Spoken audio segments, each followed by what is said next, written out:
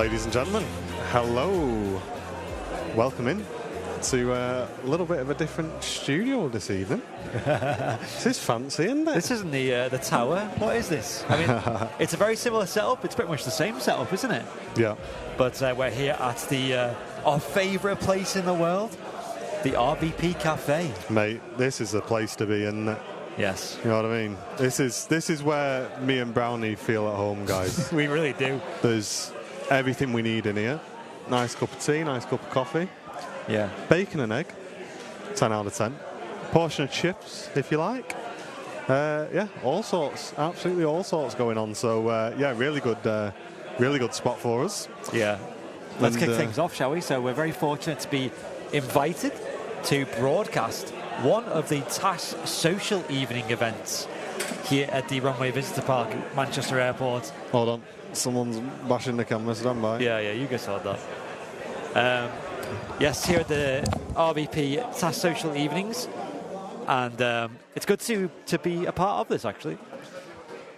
So, yeah. And as you guys know, we actually did a talk ourselves here a couple of months ago. I think it was about a year ago now, actually, if I'm honest. Don't worry about that. And yes, they do these semi-regularly here at Manchester Airport's Runway Visitor Park.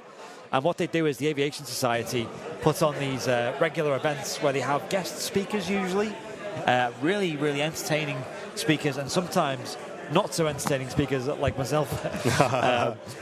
Yeah, tonight they've got a ex-RAF pilot who was served for about 20 odd years or something crazy, and then served for over 20 more years as a Virgin Atlantic pilot flying the A330s and the A340s, I believe.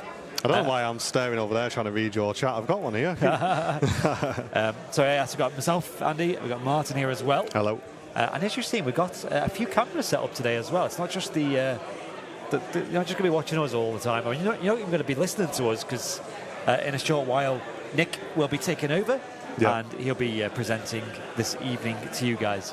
Absolutely, and if you would like to support the stream today, we'd really appreciate it, guys. And a huge well done to everybody who has done an absolutely incredible job on the charity, guys. It's been what a crazy weekend, eh? What an incredible weekend. Absolutely fantastic. Where's he going with that? He's done that already, hasn't he? Oh, I see what he's doing. He's thinking outside the box, guys. He's going to get a couple of microphones on the go, and yeah, we're getting ready to go. It's going to be awesome. Hey, no rush, mate. And the guest speaker's just come over and went, just hold the show for me, I'm just going to nip to the toilet. Quite a funny character, actually. I heard him talking earlier on, just saying, oh, you know, I'll wave to you if I need to, if we're running over time. He says, oh, don't worry, it's easy enough to stop, I just need to stop speaking. So there you go. Really cool guy, and yeah, looking forward to this. Should be funny, hopefully. We'll see. A lot of people moving around behind the scenes, but we'll be ready to go in a few minutes, guys. Welcome in to everybody as well. Yes, so all is ready to go. I'm super excited for tonight. He's going to do a talk about his piloting career. And folks, this is super important. You haven't mentioned the Q&A yet, have you? No, not yet. Super important, folks. Nick is actually going to be doing a Q&A session at the end of the show tonight. So part of that Q&A, I've got these cards that have been given to me by the guys at TAS. I'm going to write down some questions that have come in from you guys in the chat. So if there's any questions that you guys have for Nick throughout the show, it could be a simple question, it could be aviation related, it could be like, you know, maybe work-life balance related or something like that. Feel free to ask it in the chat. I've briefed the mods and just let them know that there is a Q&A session, and what we could do is we'll just take a screenshot, write down the questions that you guys ask, and then they might get asked towards Nick at the end. But obviously they'll also be taking questions from the live audience around us as well, so we may get some questions from you guys asked, but also from the audience here. Yeah, make sure, folks, like I say, if you are enjoying these, let us know, because we do have the option to do more of these. Yeah. We want to be quite selective with the ones we do stream, but like I say, we've pretty much got a bit of an open invite, so if there's anything that you guys are particularly interested in, feel free to let us know. But this is the first one for us, and it's only really took about an hour or so to set up, so it's not too much for us to do one of these bonus streams for you guys if you do want to do that. Yeah, they do them semi-regularly here at the RVP. It's the Aviation Society who produce these, and like I said, they do get some awesome guests on. I'm not entirely sure about the full setup, but I think task members get a discount on attendance of these events. So obviously that's another benefit of being a member of the Aviation Society.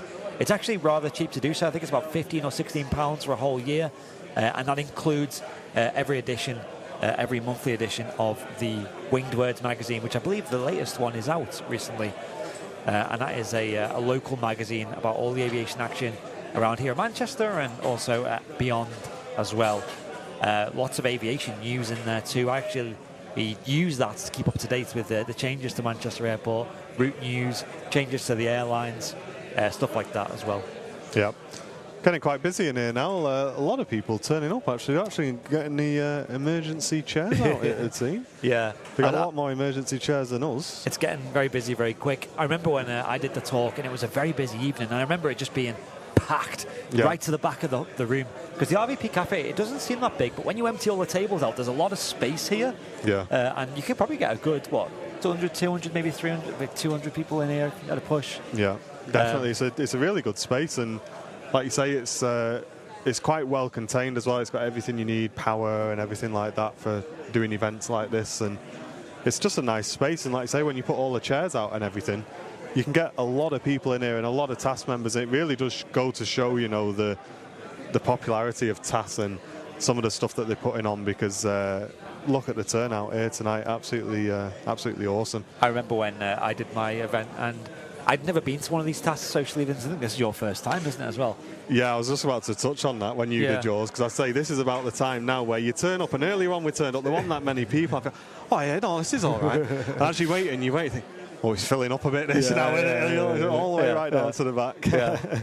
I remember mine, and like I said, at first I was like, it's only in the cafe. I thought it'd be in the Concorde hangar at first, and then they were, oh, it's just in the cafe. I was like, oh, it's only going to be like 10, 20, 30 people.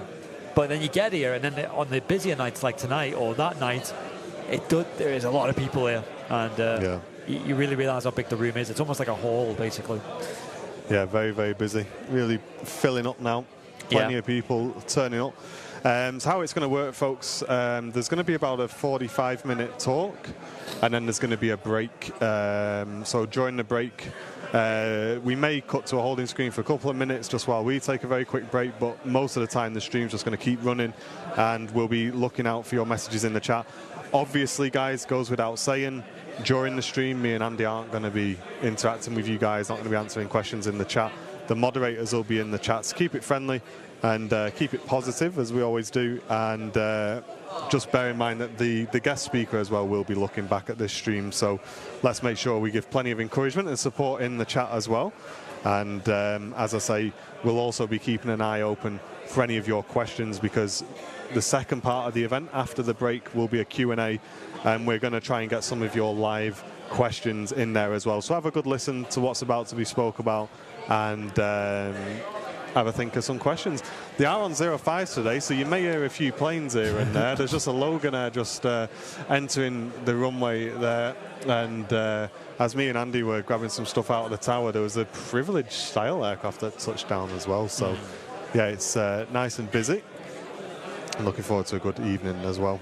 Yeah, Nick obviously used to fly, as I mentioned earlier, I believe the A330s and the A340s in the Virgin Atlantic fleet, and they've had the 330s for a long time.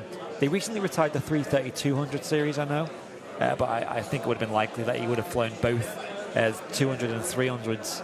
And of course the A340s, man, they were really cool aircrafts that Virgin used to fly. Very rare these days to see a A340. I think it's only really Lufthansa that you can actually catch them regularly. We had one with. go over the top, didn't we, when we were streaming on Southside that time? Yeah, they have the really long 600 series A340s as well. But he's had an extensive aviation career, of course. Nick has. I'm sure you'll hear all about it. Yep. And he's also got his own podcast that he runs. I believe it's a weekly podcast.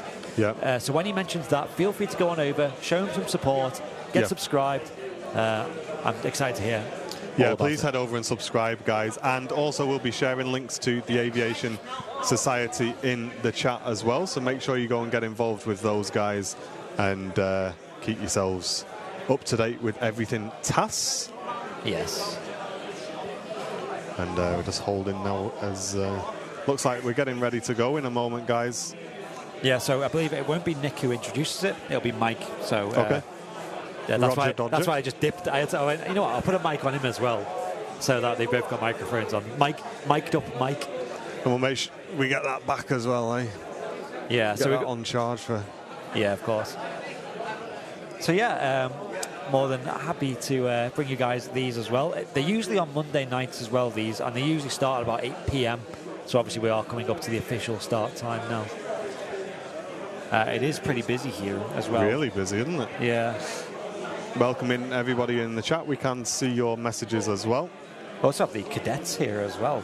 Yeah, lots of people. They're taking up a good percentage of the room's capacity at the moment.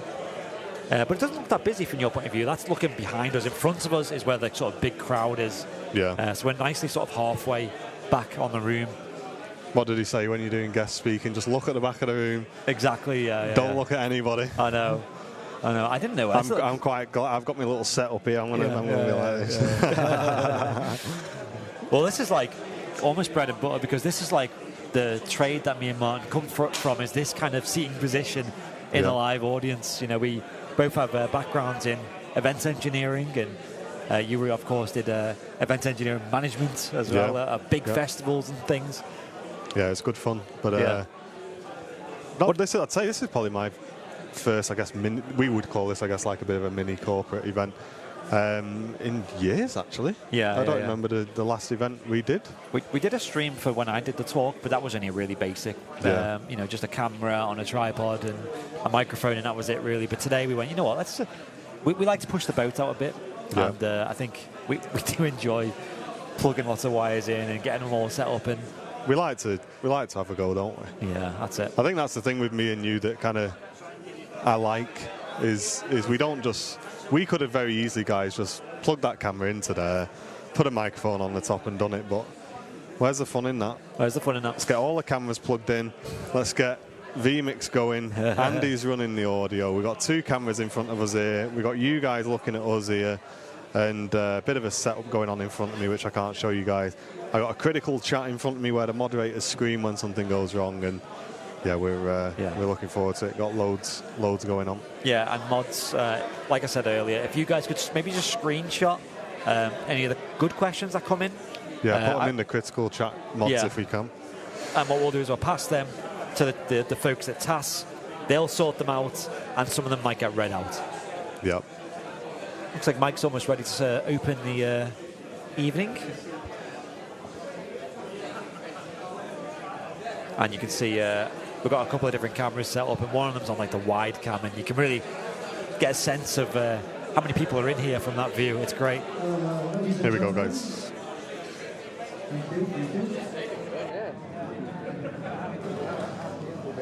Settle down, as Ken Godwin used to say.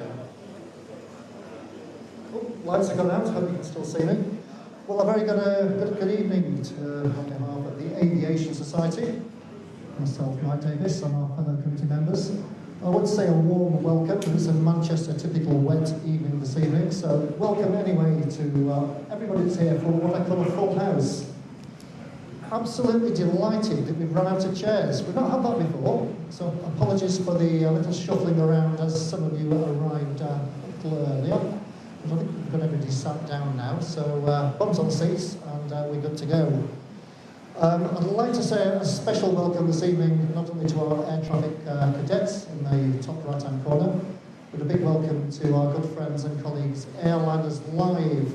Airlanders Live, as you've probably gathered by now, are podcasting this live streaming at the moment to their worldwide audience. And it's a little weird just standing here at the moment, knowing that we've got people tuned in from around the world from their loyal following. I do feel a little bit like a host of the Eurovision Song Contest at this stage. So I'm going to say, and no prizes for guessing here, but bonjour, ciao, vitam, tiara, and bongo. And if anybody can come up with the 5 European languages I've just used there to say hello, then you'll win tonight's prize. So, but no, a very good welcome to all the Airliners Live community, and indeed the TAS members that have joined us this evening that are tuning in that don't normally come to this event. I mentioned tonight's raffle. Jim has been going around, just for the latecomers. We have a prize of a £25 or £20 voucher tonight, or, choice is yours, a Virgin t-shirt. T-shirts down here somewhere, I'm sure you can see it in the break. So Jim will be around a little bit later, flogging the tickets as normal. I'm just going to keep, for the members here, the TAS announcements to a small bit tonight. John's asked me to mention, we've got a couple of places left on the Palmer tour. So John's at the front. If you need to have any details on Palmer, see John in the break. Likewise, Pam in the dark, you can see it, is towards the middle. Behind the scenes tours with Pam, but Pam has just asked me to mention she has some free tickets, free for the Remembrance Service held here in the Concord Hall on Thursday next week, isn't it, Pam? So if you'd like a free ticket for the Concord Remembrance event, just see Pam in the break. She's got some complimentary free tickets. With that, I'll also mention that, of course, our next meeting will be the details of the Madrid trip that we ran successfully last month. So more of that in the magazine. Just for newer people that are here, toilets for the break, just go back past Concord, straight to Concord reception, and the toilets are just down past reception. You'll find your way down there. One thing I will have to ask at the break. We've got quite a packed evening tonight, and I am expecting quite a few Q&As. We hope we're expecting quite a few questions for you, Nick. So we will have to keep the timings a little bit stricter. We will have the normal break, but I'm very conscious from previous meetings, and a couple of people have mentioned it, that if we dim the lights and there is still a queue, the coffee machine is very loud. So I'm afraid, as we dim the lights, if you're still in the queue for a coffee, you won't be getting one. Sorry. I just mentioned Concord. I think it's just relevant to mention. We held a successful Concord Gala dinner here on Friday. It is 30 years ago today, 20 years, I beg your pardon, 20 years ago today that Peter Hansen took the phone call as General Manager of Manchester Airport to find out that we had got Concorde Alpha Charlie. That's 20 years ago today. For those of you just on the live feed, Concorde is just situated next to us. It's the British Airways Alpha Charlie. She's just situated about 30 foot away from where we stood here at the moment. But 20, I keep saying 30, don't I?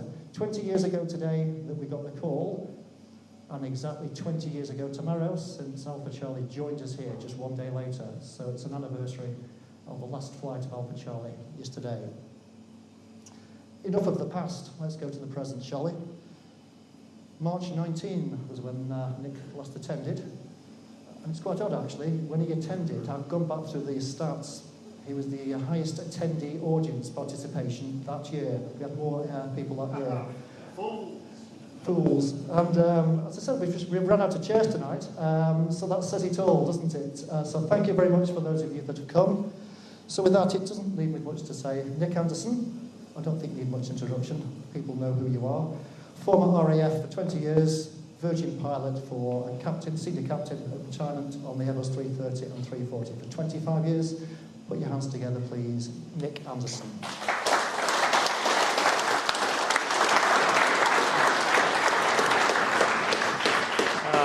Thank you very much indeed, Mike, for that lovely introduction. I do well remember my previous visit here, and it was really nice. We got a great welcome.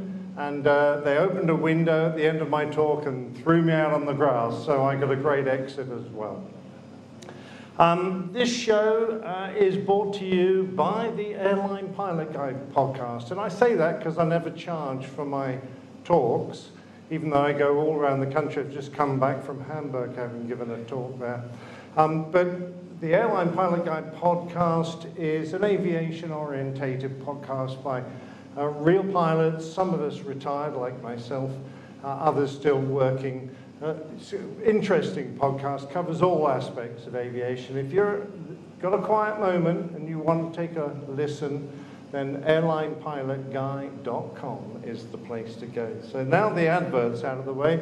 Thank you very much indeed to Airliners Live for broadcasting that. I just wanted to again mention the Air Cadets. I started off my Air Force career as an Air Cadet, and it gave me the opportunity to move up into the job I really wanted, which was sitting in the front of an aircraft.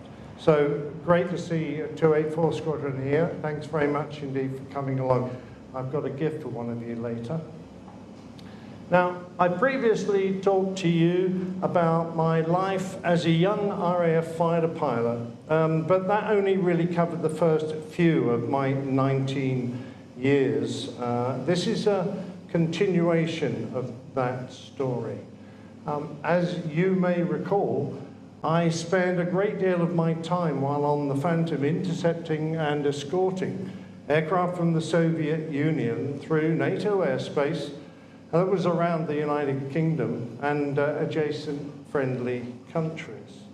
We did so with our QRA Phantoms with a full wartime load of 8 live air-to-air missiles, and we were just part of the safety net that we threw around our country and around NATO's interests. When we came face to face with the Soviets, we usually just watched and waved.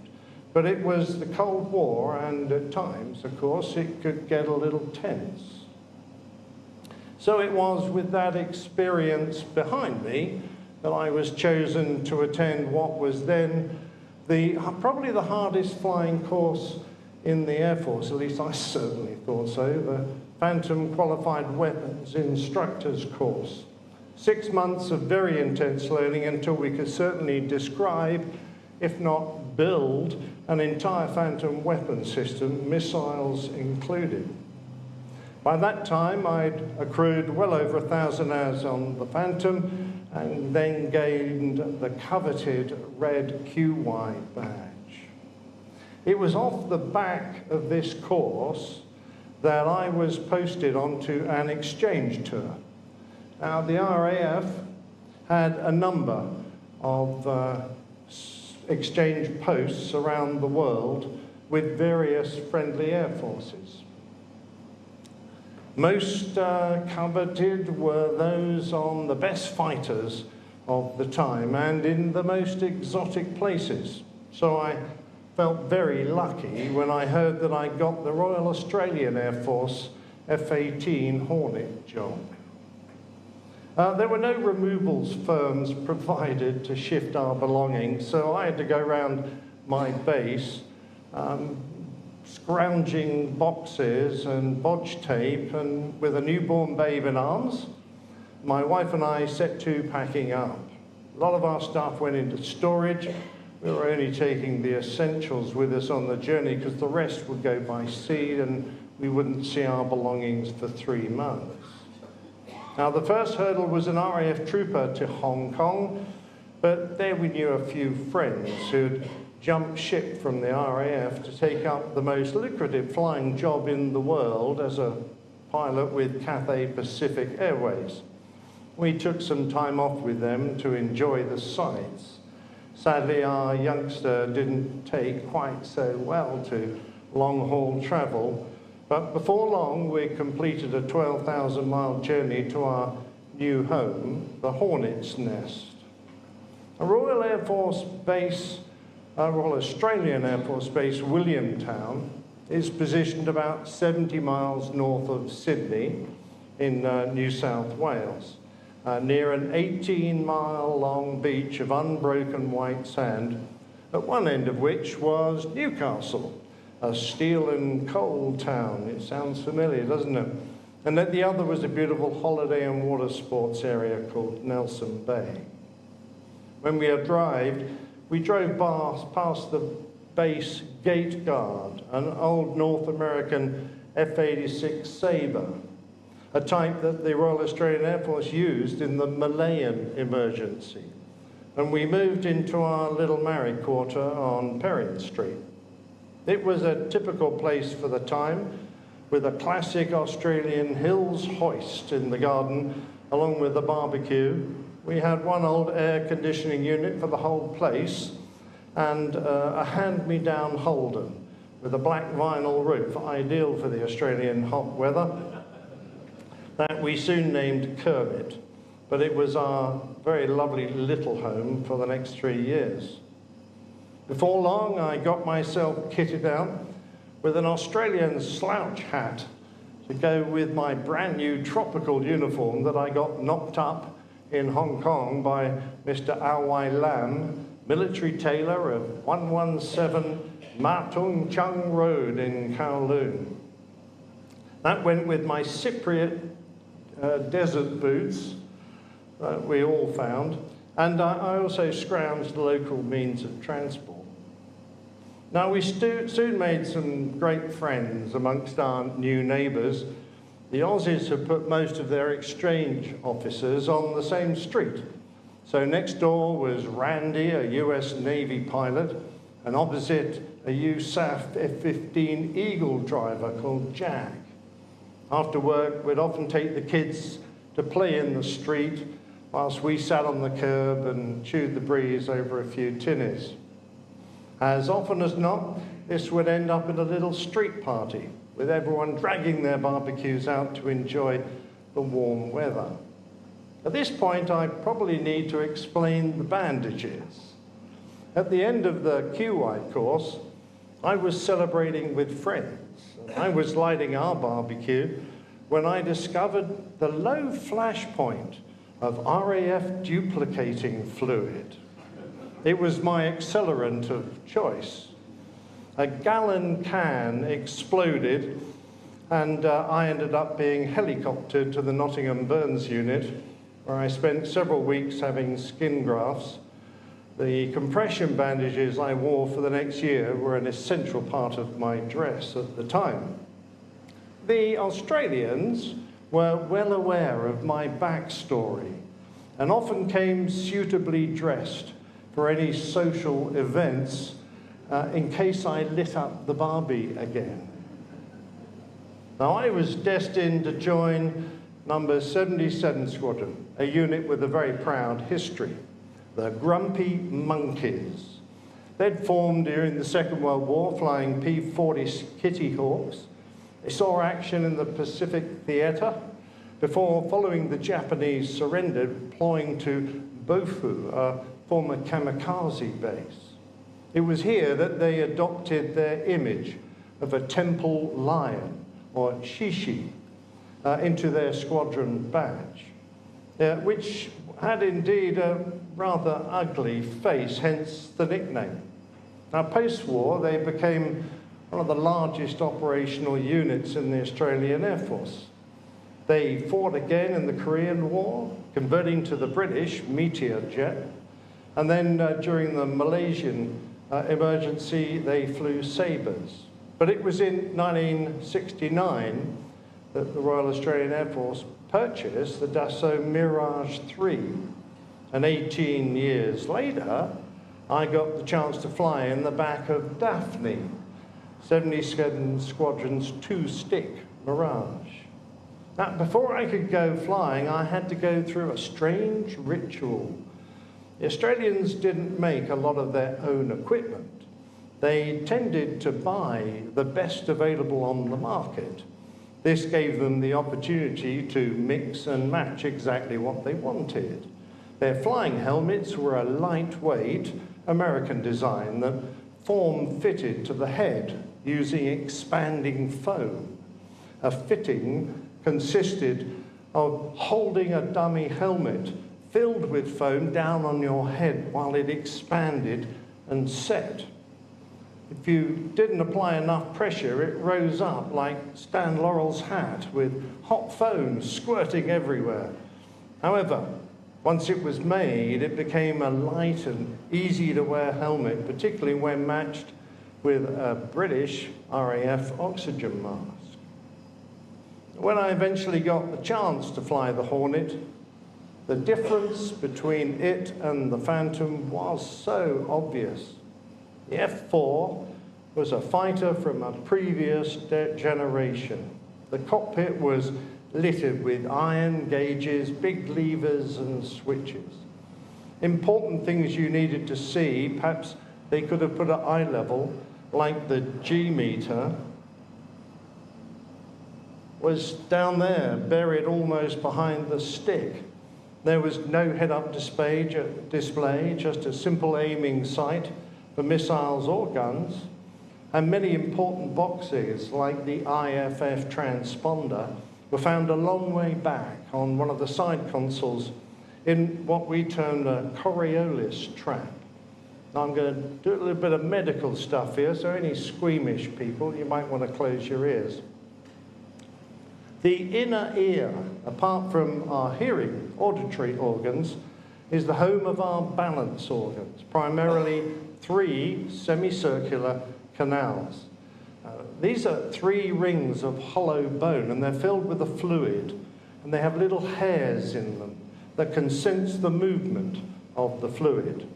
The canals lie at 90 degrees to each other, so they can sense movement in the pitching, the yawing, and the rolling planes. It's very convenient, really, isn't it? When your head moves, the fluid in the canals lag behind, which deflects the little hairs and gives you a sense of movement. Now, you probably won't know this because I doubt you indulge, but when you get a bit drunk, alcohol gets into the fluid and changes the specific gravity, which is why you stagger and weave when you have had a few. And when you put your head on the pillow, the world seems to spin around. Now, one flaw of the design is that all the canals meet at one point, down there at the bottom.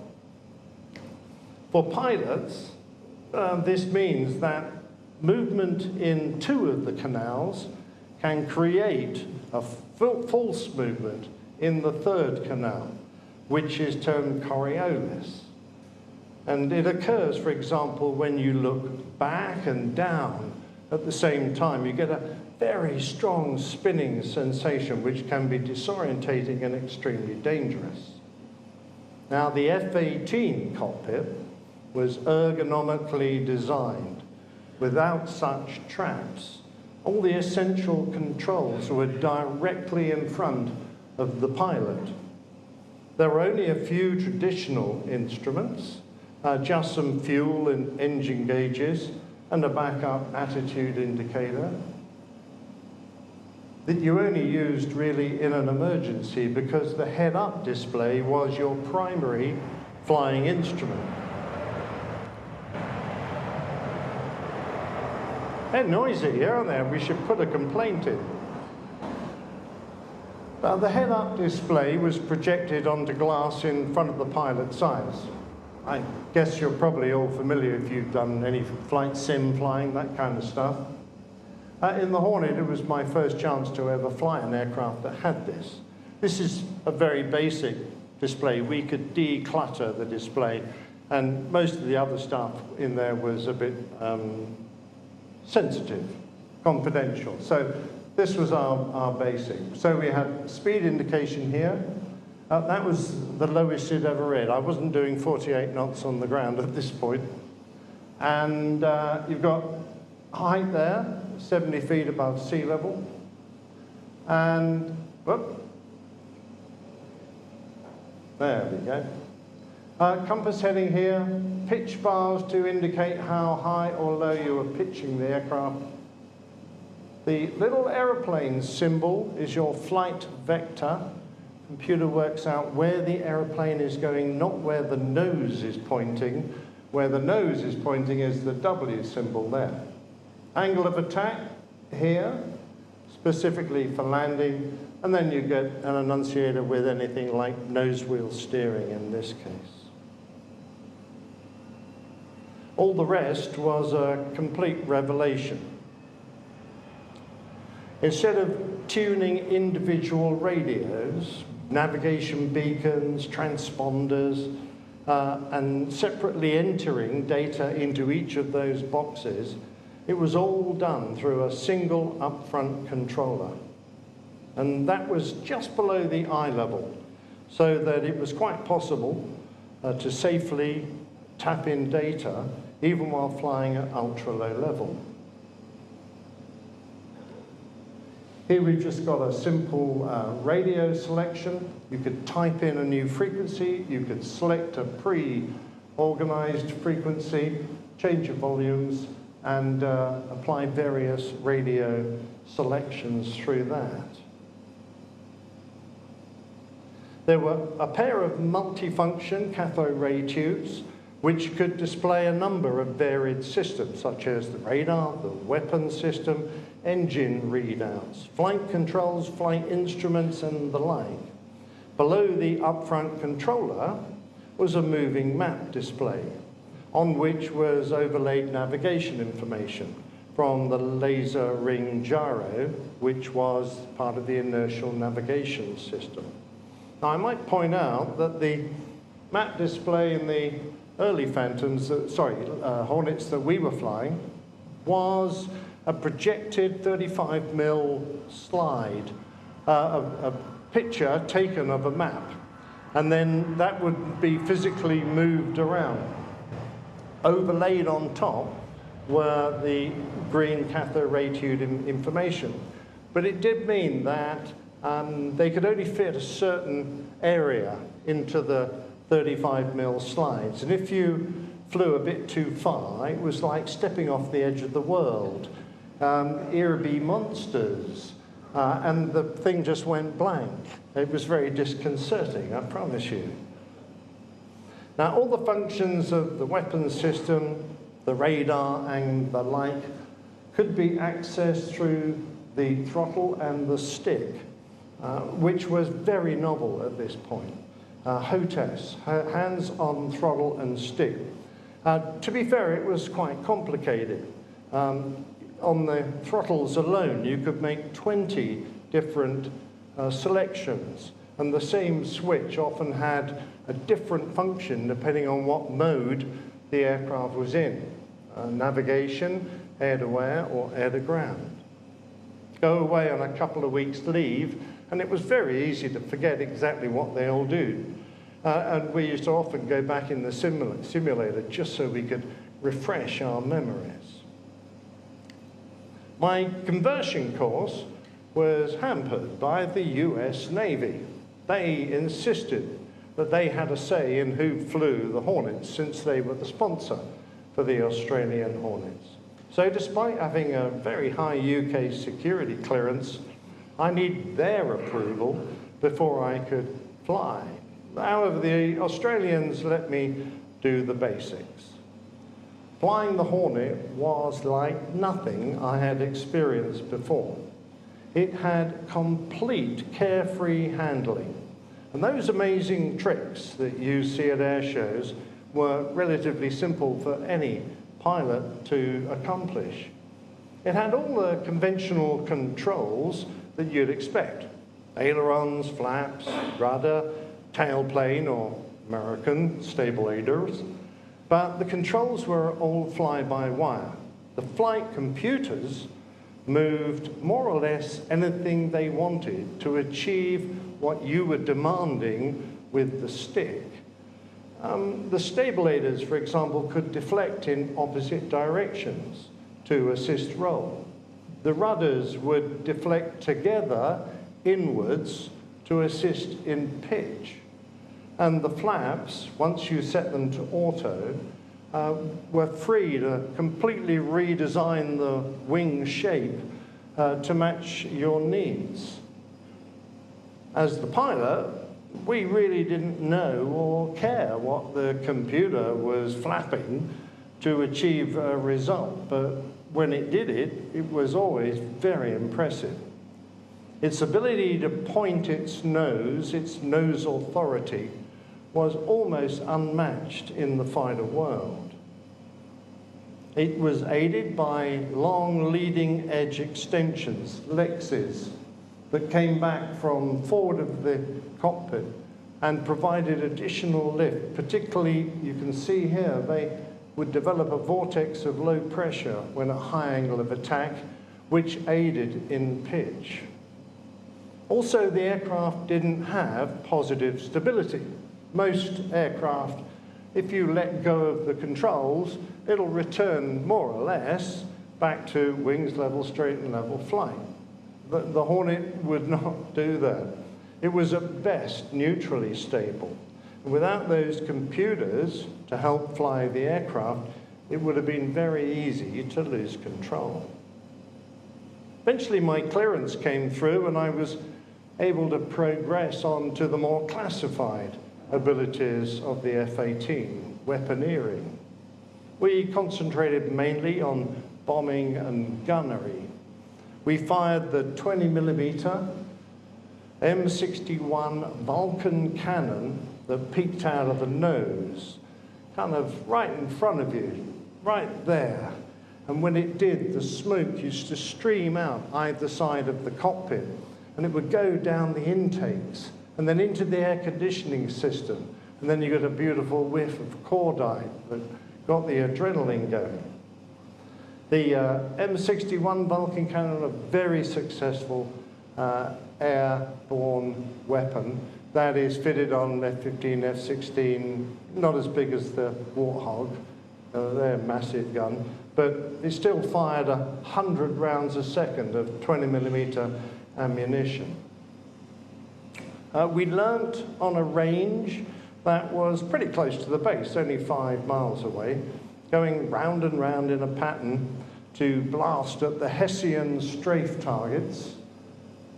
You can see the flame coming off the gun, and he's actually shooting at the right-hand target there.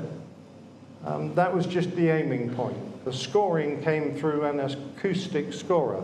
Every time a bullet went past, it would measure it. A bullet's supersonic when it hits the ground, so it's very easy to hear that crack.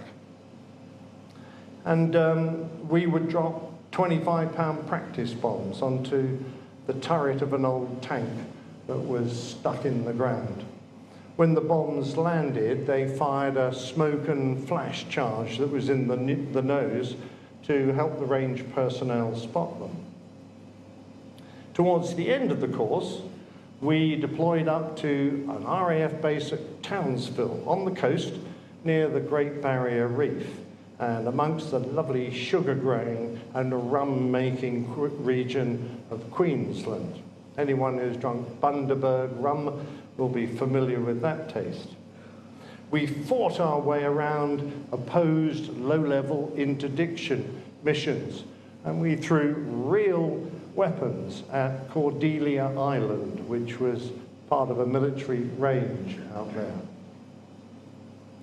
We generally dropped Mark 82, general purpose 500-pound bombs, but occasionally we'd get our hands on some Mark 84 2,000-pounders, which are heavy enough to really shake the airplane as we released them, and they went off with an amazing boom. Once in a while, someone would drop a bomb short or a bit long, and it impacted the sea. Rather than let the sea's bounty go to waste, we'd pop out and collect it and help feed all the locals.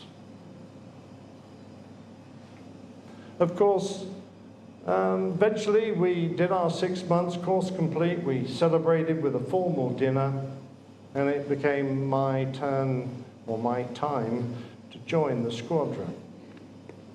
However, 77 Squadron didn't actually exist. It had to be reformed as a new unit. So there were parades and formal events until the handover was finally complete. As well as our Hornets, the squadron was the home of a flight of Wingeals, which you might remember as the Piston Provost there in the middle. They trained forward air controllers, the personnel who are the liaison between troops on the ground in the forward battle area and the Hornets, which were dropping ordnance on them. Well, not on them, but very close to them, that's for sure. Pretty soon we'd settled in.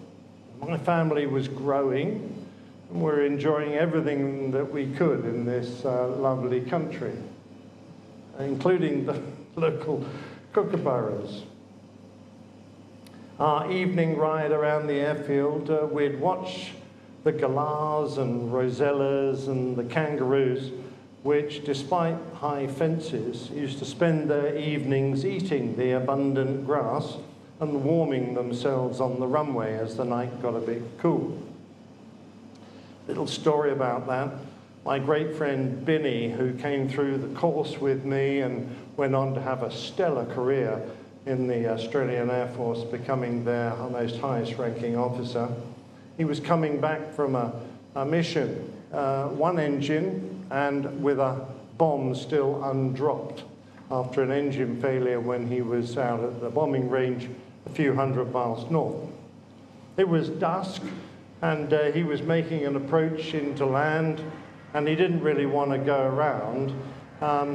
Anyway, he put his lights on and you could see the runway lights ahead of him, and his landing light was pointing at the ground at the threshold.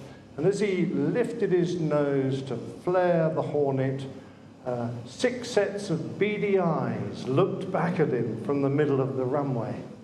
Well, it was too late on one engine for him to go around, so he landed anyway and ploughed into a bunch of kangaroos that had decided that that runway, that was a good time to sit on it and warm their backsides.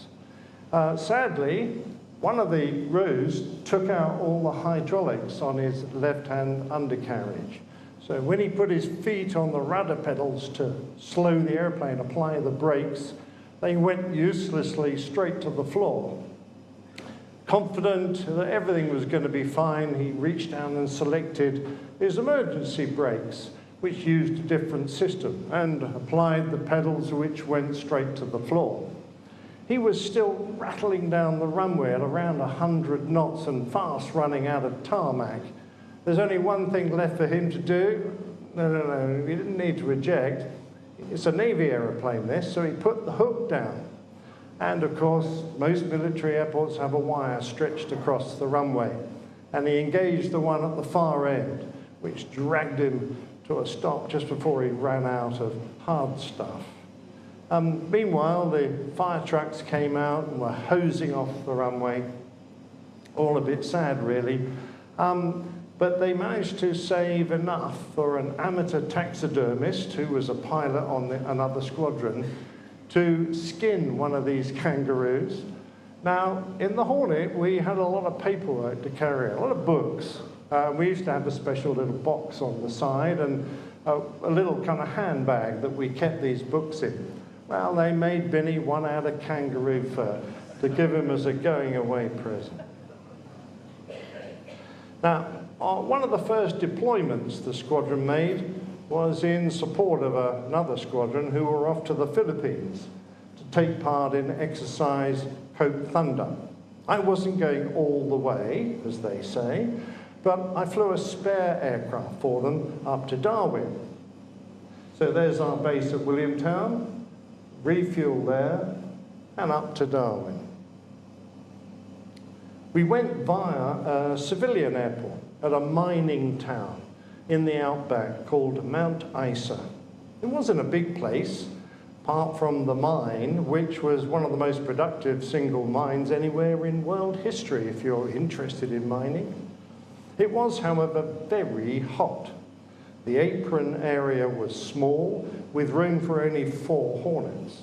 And after the cool of the cockpit, it was like stepping out into a furnace.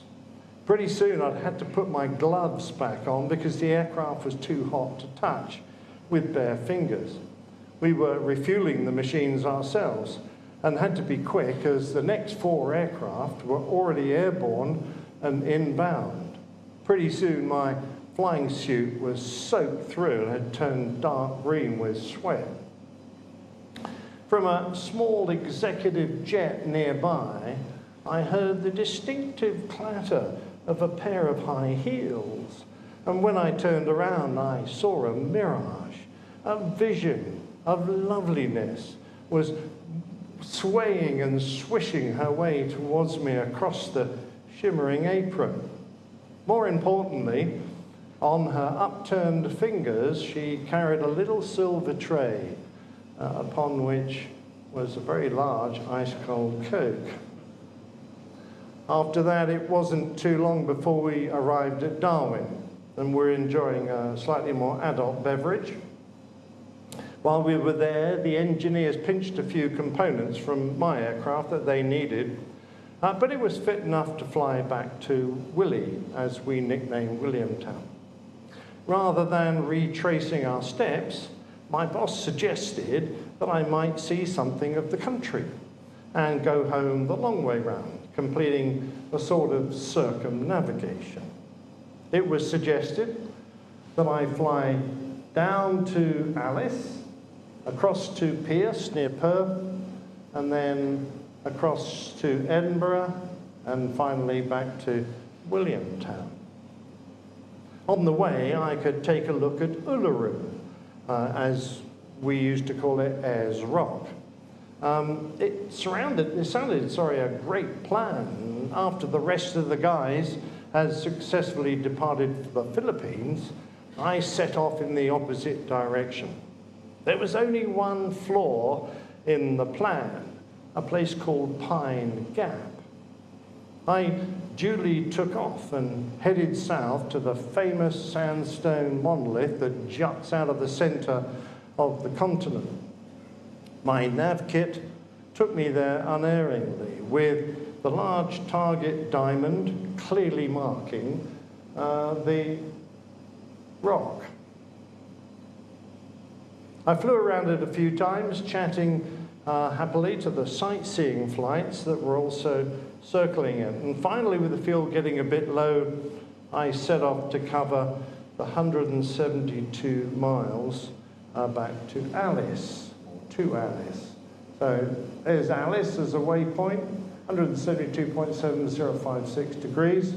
There's Ayers Rock, and there's me bombing along at 420 knots. Now, have we got any engineers here who know what the Shula loop is? Well, that's all right. I can say anything I like. I've got one at the back there. Damn. Okay, I'm hardly an expert in inertial navigation theory, but back then I knew even less. Suffice to say, a Shula loop is a recurring 84-minute looping error that creeps into an inertial navigation system, which alters badly its accuracy.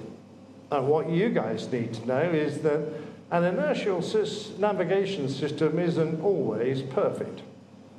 As I headed towards Alice, I saw a small red circle appear on the moving map, not far from the airfield.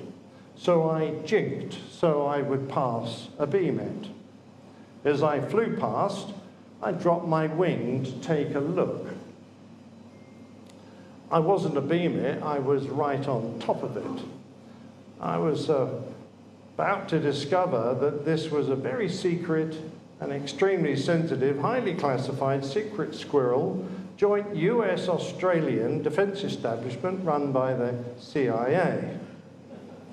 I knew absolutely nothing about it.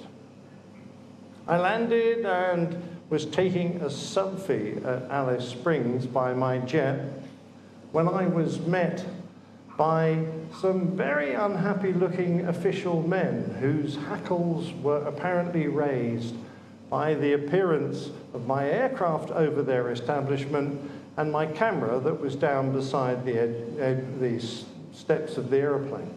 Now, I tried a charm offensive and calm the situation down, but then it came time to leave. I didn't really help matters much. I'd been chatting to a couple of airline pilots that wandered over. They were ex-Royal Australian Air Force. And they persuaded me to, after having a look around the airplane, their new acquisition in Australia, to beat up the airfield, which, with air traffic's permission, I might add, I duly did. And then I set off west to Perth and the nearby RAAF base that I was going to land at. By the time I arrived, things had escalated somewhat. And I had a reception committee, which included national security officers, military police, and a wing commander, OC Operations, who promptly impounded my aircraft. I pointed out that it was probably more his airplane than mine, since I wasn't even in his Air Force. But there you go. I don't think it was the wisest comment I could have made, because I was then taken to an interrogation room for a few hours of not very friendly conversation. I was suitably contrite. I had no excuse. And I wasn't put into prison, which was great. That was a real bonus. Spent the weekend visiting my father, who lived out that way, and flew by aircraft home. They had put it back together again, having whipped all the panels off and searched it thoroughly. I thought it had all died down until a few months later, I got a very large brown envelope. Inside was a big pile of beautifully processed photographs from the films that they had confiscated when they strip-searched me and all my belongings. Now, by now on the squadron, I had my own office with a lovely window overlooking the flight line.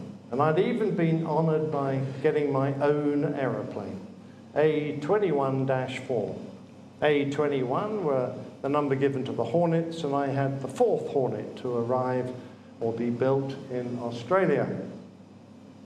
My office was soon requisitioned by a new flight commander who felt it was more suitable to someone of his rank. But I managed to unbolt the frame of the window and sandwich a message in between the glass layers, which rather spoiled his view. I was working as a deputy flight commander and the squadron planning officer, or PROGO, as the Australians like to call it, who sorted out the daily flying commitment and allocated flying duties.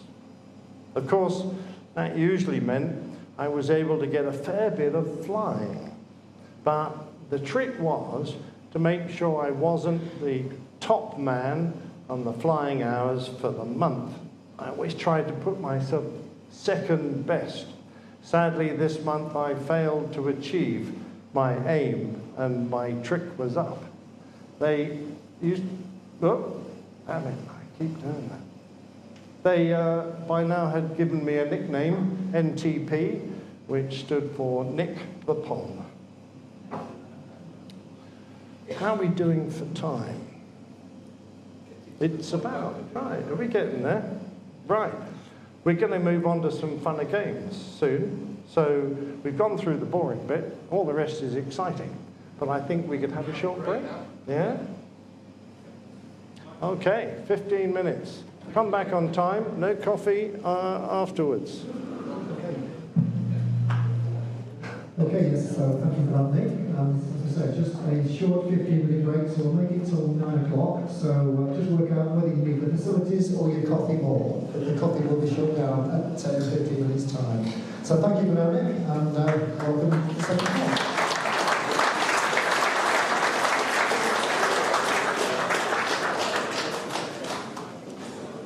Okay, right, quick break. So he says the interesting stuff's coming after.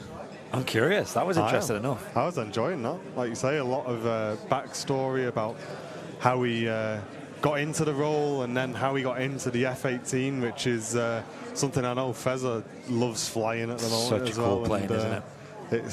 It's really cool, actually, like you say, to hear everything he did with it. And I think back in the day, it was you could get away with a lot lot then. Oh yeah, as well, of course, like, yeah. which is absolutely awesome. Just bear with me, guys, 1 second. I've got a few questions written down already, folks, of my own. But bear in mind, folks, you're more than welcome to write your own questions. I've got these cards for the Q&A session.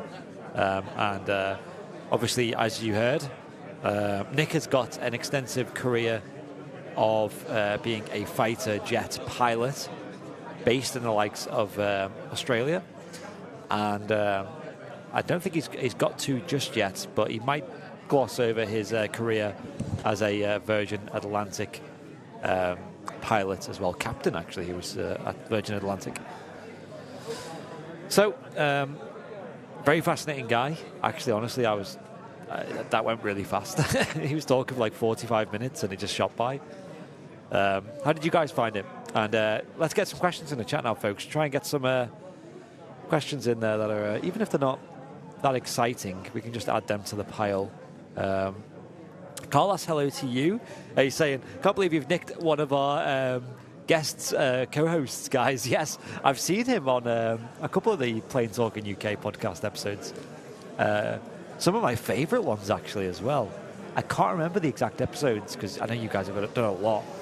But yeah, Nick has actually been on a couple of the episodes of the Plain Talking UK, and that's where I seen him first. And then I just seen him appear that he was at one of these TAS social evenings, and it got mentioned at the start. He's actually done these before in the past for the Aviation Society. Really good speaker, isn't he? Really good storyteller, and a really good history as well. So I think you kind of have to be, don't you, with a thing like this, if you're doing a big talk and you're going through, and just being able to hold an audience really well is key, really. Yeah.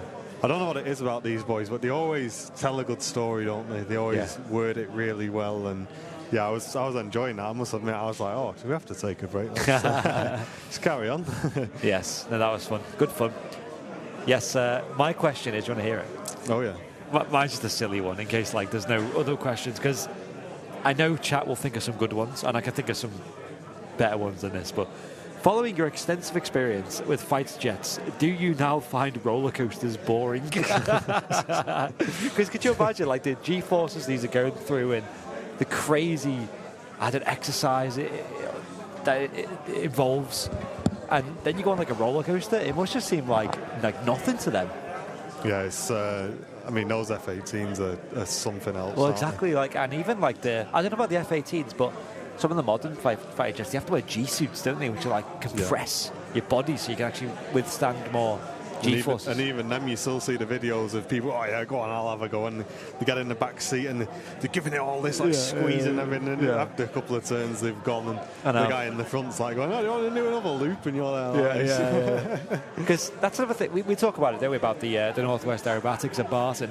Like, when you're at like Coningsby or any Lake and Heath or whatever, and you're seeing these fighter jets lining up and going, and you're seeing the pilots in the the flight deck, looking all like excited and giving you a wave and looking cool, calm, collective, and you're thinking like, are you not nervous? You're about to go through like some crazy G-forces, and he's like he said there on his talk, he's navigating around the country by himself in this aircraft. Yeah.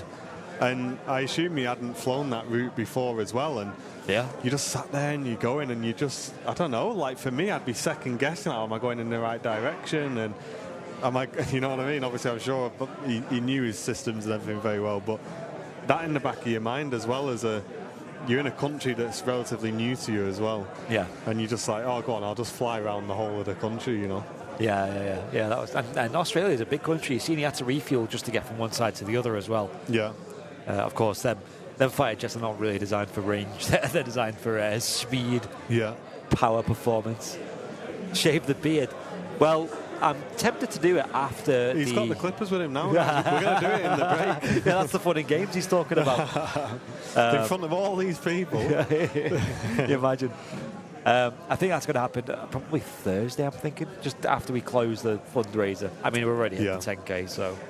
But I'm interested to see, because I was kind of clock watching a little bit, and I was like, oh, he's got to get on to his commercial career as well, because as we said, he's also a commercial pilot as well. So it'd be interesting to hear how he got onto that, and as we said, continue on with the military side of things as well, which is really, really interesting. So we hope you are enjoying these guys, and thank you very, very much for tuning in. And if you are, let us know, drop us an email.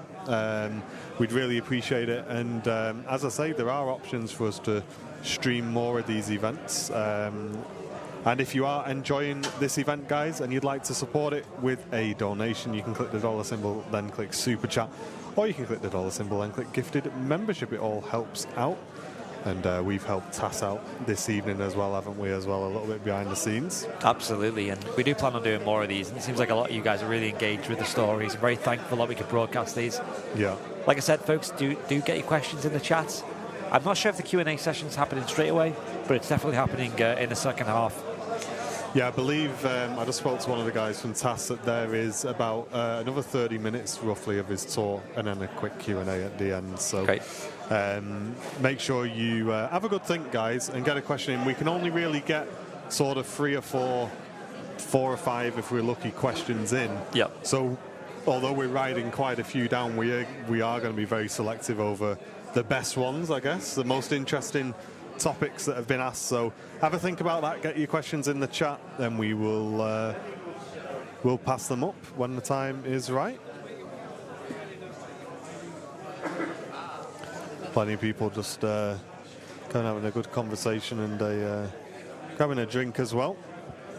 Sadly, no chips on the go today, no sausage and egg or anything. I know, I think they've got the counter open over there. Yeah. And they're doing like hot drinks and stuff and snacks, but they haven't got the kitchen open. I've got a couple of beef butties down here. Have you? Yeah, ready to go. I quickly had a quick bite to eat before I left. Yeah, yesterday we had massive roast dinner. Oh yeah, looked smart that. I sent you a picture, didn't I? Yeah, you did, yeah. Check that out. Yeah, I'm looking at all these questions. Mike Hall saying, when transferring from the Phantom to the Hornet, did you miss not having a navigator in the back, or do you prefer flying solo? That's a very, very good question. That's such a good question. Wow. That's the sort of question that we're going to be handing up to the front guys. Yeah. That's really good. Yeah. Do you want me to jib that one down? You got it? I've got it. You got it.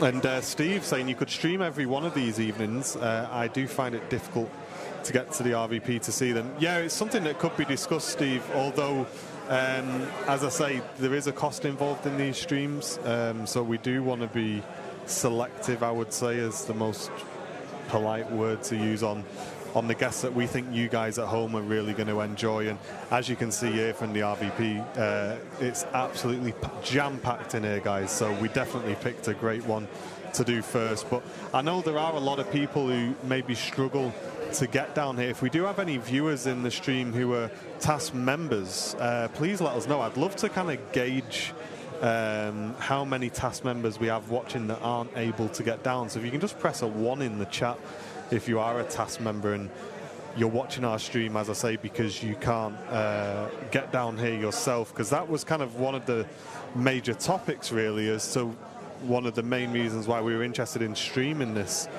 was to try and open up these talks to more people really, and open TAS up as well to a bit of a wider audience, and I think we can definitely help with that.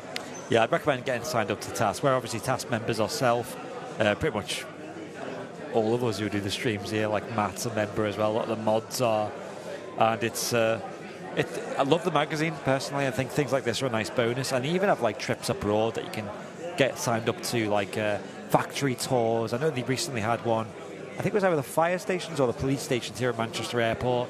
I think they have one coming up, or maybe just gone, of the Jet 2 maintenance hangar here at Manchester Airport as well. So yeah, honestly, it's so good. Yeah, they're always letting us know about the things coming up, aren't they, in the tower?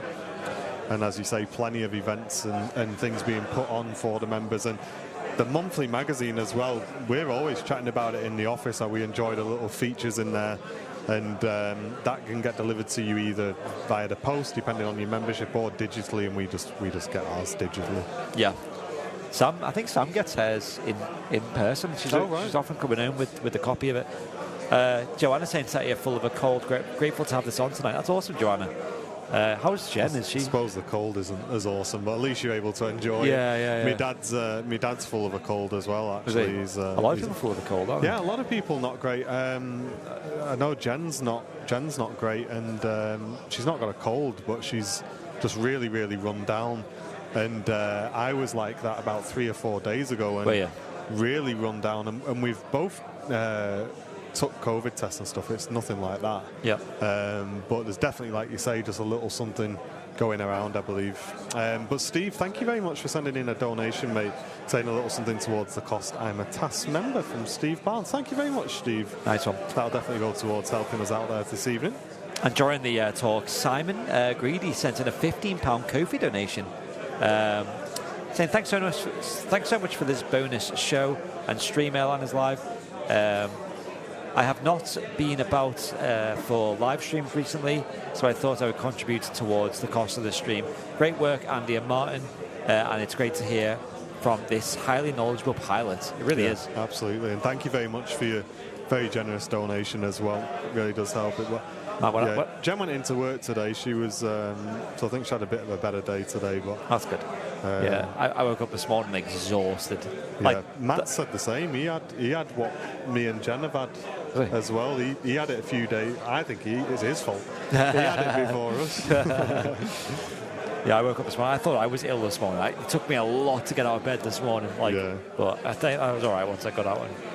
Yeah, it's been a really good weekend. I think this is kind of like a nice way to top the weekend off, enjoying this. And to be honest, the whole way through, guys, we were just sat here just enjoying, and I've not got everything here. I just got my keyboard and I just press the button and that just switches the cameras. I was there, just switching camera, just enjoying it, just having a great night. We did find, ladies and gentlemen, we resisted the temptation, but we did find 2 Henry Westons that a certain Mr. Matt Smith had forgotten and left in the box under the table. We were ever so slightly tempted, weren't we there, Brownie? You know, could you imagine that Nick's just doing a talk and then we accidentally cut it to us and it's just... Hey, go on, Nick. 10 out of 10. Yeah, we resisted that. I had mine last night. 1 is a very nice number of Henry Westons because it gets you like very calm and chill. Maybe that's why it took me so long to wake up this morning. Send you to sleep. Yeah, I hope you're feeling better soon, Jane. A lot of nasty bugs going around at the moment, isn't there? But we're going to be back live from Manchester on Wednesday for our usual regular Wednesday show. And, of course, back on Sunday for the Super Sunday show. And we are... sorry, that little message there just sent me completely west then. Yes, well, this week... Oh, that was it, sorry. We're recording the Discord tutorials tomorrow. So for people who are struggling to get into Discord, guys, we were planning to take a day off tomorrow because it's literally been about 10 days straight so far. We're not a day off for a while. But what we've said we'll do is we're going to get some breakfast together, come in the morning, film the Discord tutorials, hopefully finish by lunch. We're planning to do it in one take, so you'll have to bear with us and have the afternoon off, hopefully. We will see. Well, yeah, we've done that plan a few times and it never works. You always just end up doing something else. It was like today I was editing that easy group video as well. I was like, I'm just going to get this finished today. It's doing my head in now. It's like people keep asking me for it and I'm like, I've just been busy. Like, you know what, today's the day. Bang, did it. A big thank you to everyone who's made the effort to join our Discord community already, guys. I know it's a big change, but a lot of people have been embracing it, really enjoying it. I've loved scrolling through and getting up to date with everything and seeing what everyone's posting, and people are really sort of embracing it now, which is fantastic. So thank you very much for everybody getting involved, and for those who are struggling to get on, guys, we will be like I say, making some tutorials where we can get you guys on and onboarded. But again, a huge shout out to all of our moderators who I know have been helping people personally as well get onto Discord. And if you're not on there already, guys, links will be in the chat, and if you are struggling, just give it a day or two. We'll get these tutorials out for you. And if you're still struggling, guys, don't worry. Drop us a message and one of our moderators will be in touch and we'll get you on. We'll get you set up. One take, more like 10. Honestly, you should see us when we're doing our scripted videos.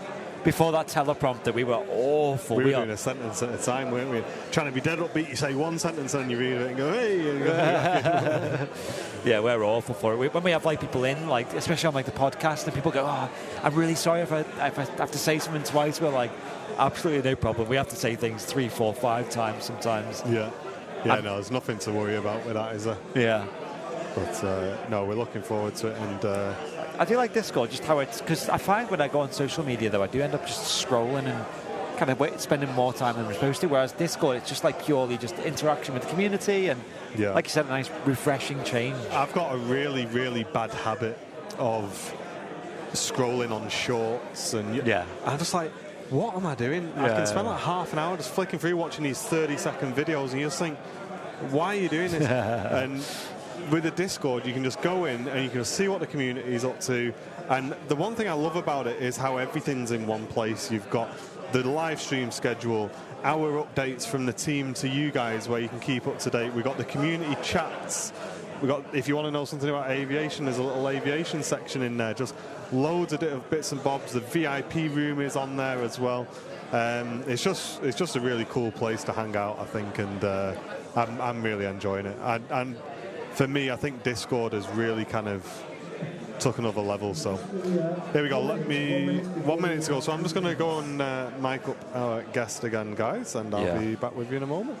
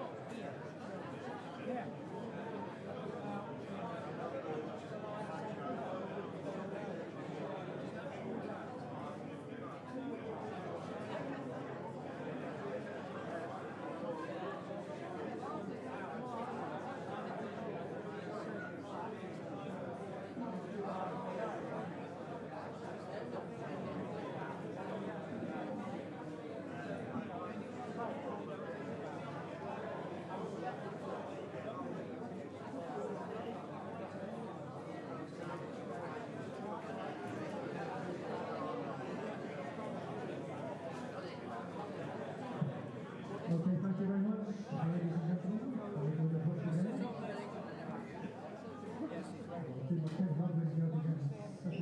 Settle down. Didn't give a certain age to appreciate that joke. Try the comedians, 1970s. Okay, enough waffle from Mike. Let's go back. Big hand, please, for our guest speaker this evening, Nick Henderson.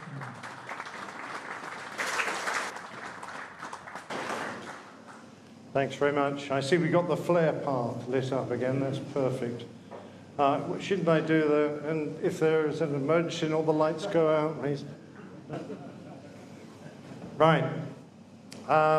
Nick the Pom. By now the squadron was up to strength, and it was time to have some fun and games, which in the month of November was typified by me doing a day and a night bombing mission on Evans Head Range, about 230 miles north, and then Beecroft Range, about 150 miles south. 4 of us performed airfield attacks for the open day, coming in low in front of the crowd while explosions were lit off underneath us. We then bombed a Sydney tugboat called the Murray Porter with Mark 82 500-pound slick bombs. We were tossing these bombs from 5 miles away to give the boat a bit of a chance. Our first formation of 4 aircraft completely wiped off all the superstructure from this tugboat, making it very hard for us to get a radar lock coming in behind. We threw another 4 bombs, getting 3 direct hits and a very near miss, which sent the Murray Porter to the bottom of the ocean, which was great for us because our sister squadron was coming along behind and there was nothing left for them to bomb. A couple of days later, we deployed to the beautiful country of New Zealand, to the Royal New Zealand Air Force Base, Ohakea.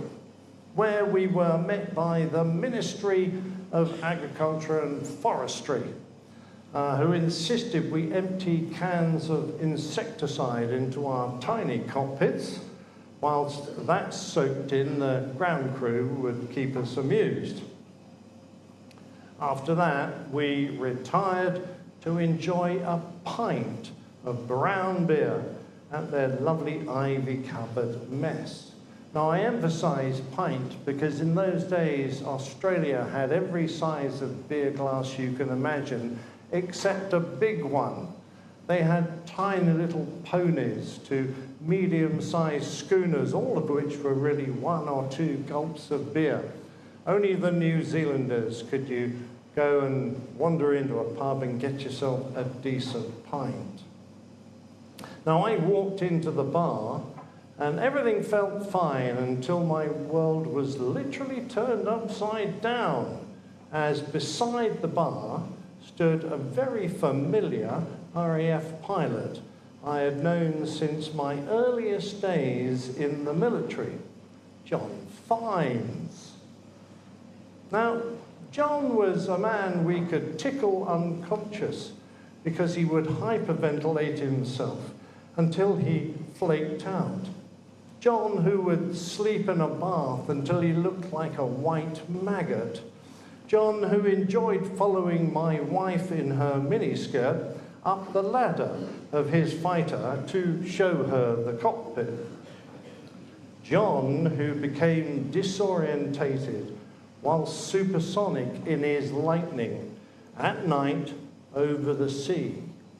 He recovered by pulling some 14 G, thereby wrecking his aircraft forever. And he last saw a negative altitude on the altimeter before losing unconsciousness. When he came round, he was now going vertically upwards with no speed left. He recovered and safely brought his aircraft back. This was John, who had been a fellow instructor with me on Hawks, and we were now drinking beer together 12,000 miles from home. Now that was weird. But we were there to play with number 75 Squadron and their A4 Skyhawks. Apart from the little Air Force Strike Masters they had, which they called Blunties, they had some maritime patrol and transport aircraft, but they had about 20 of these wonderful Skyhawks. They'd acquired most of them from the US Navy, second-hand, but that's the New Zealanders for you. And then they picked some up from the Royal Australian Navy when they got rid of their last carrier. Now, in the hands of the Kiwis, the Skyhawk was a formidable opponent. Their pilots were very well trained and highly capable. They were allowed to low fly down to 100 feet all day, every day, and could hide those tiny aircraft in even the smallest of creases in the terrain. We trained with them in many ways that was not common to the Royal Australian Air Force, like bombing splash targets being towed by their frigates.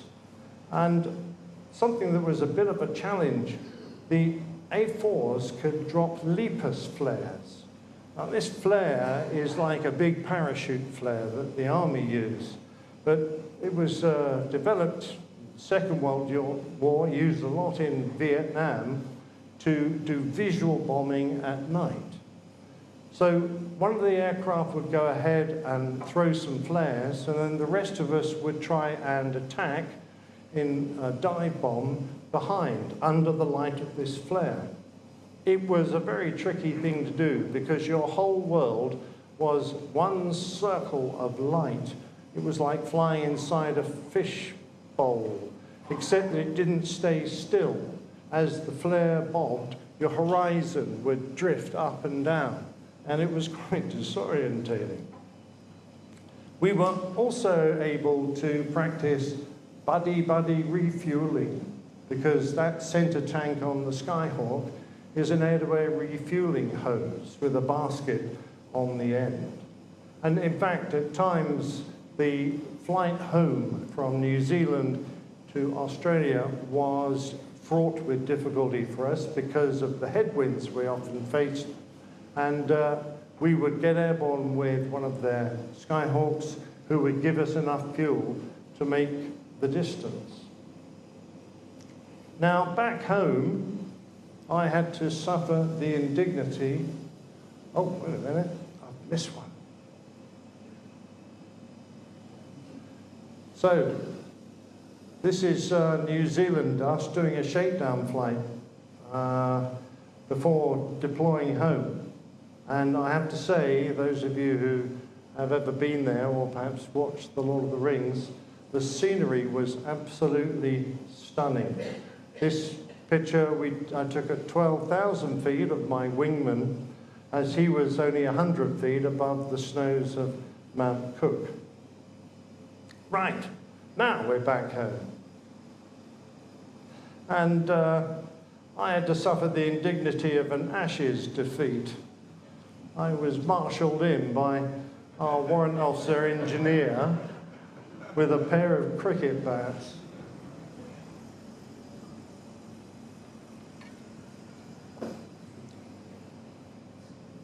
Now, we were kept busy with a big exercise up in Darwin, exercise Pitch Black, which, as you can guess, involved a lot of night flying.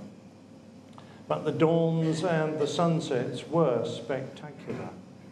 We fought Royal Australian Air Force F-111s, US Marine EA-6s, supporting A6 intruders, and defended by USAF F-15 Eagles. All these aircraft had deployed down from the American bases in Japan.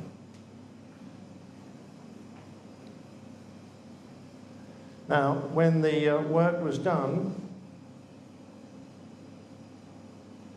oh, there we go, F-111s. EA-6s, see the back cockpit there for the weapons guys and the aerials on the fins, A6s. And, oh, the Americans got upset with that because they said I wasn't allowed to take a picture of their radar. So, when the work was all done, we all partied pretty hard. We also entertained the bar girls from the famous Humpty Doo Hotel, who came along for a visit. If anyone's been to Darwin, I recommend you go and visit the Humpty Doo Hotel. And we also met a few flight attendants from a renowned Australian airline who stopped by at a champagne breakfast we'd organised for the poor F-16 boys who'd been suffering at our hands. Then it was time to put away my 43 Squadron fighting cock hat and take off my venerable Luftwaffe party flying suit. Oh, and my 9mm pistol. Whenever we were flying north of the halfway parallel up Australia, we were always given a loaded pistol. There are an awful lot of crocodiles in Australia, and you only have to go and do one of their tours up one of the major rivers to realise that there's a huge crocodile about every 100 metres. And what's more, they don't stick to the water. They've been seen running along 20 miles inland. And the largest crocodile ever captured or killed was way out to sea. So they get around a bit. So we had a pistol. It held, I think, 11 shots, Browning 9mm. And the advice was you use 10 of those shots on the crocodile, and because that won't even stop it, you keep the third last one for yourself.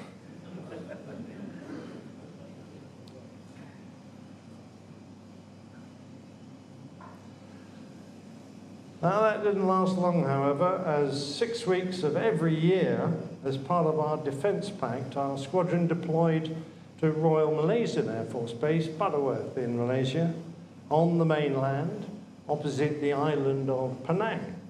Now this involves staging our aircraft through Bali High, to refuel, and then on to our detachment headquarters to take on such aircraft as the Malay Air Force F-5E Tiger IIs.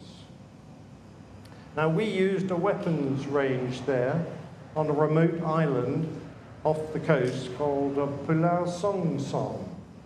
But one of us was required to stay there for a week, acting as the range safety officer. We worked from a small hut, and the main job was keeping fishing boats out of the range. I enjoyed my week there, away from everything and working with the Malay NCO and airmen who manned the place. We spent each evening on a separate island in old huts, sitting by a campfire and listening to the Komodo dragons raiding our rubbish bins, looking for food scraps. While we were out there, a British Aerospace sales tour for the Hawk and the new air defence Tornado came through. Now, we try as we might, I didn't know much about this new F3 Tornado. I was very keen to find out. But try as we might, they wouldn't take us on.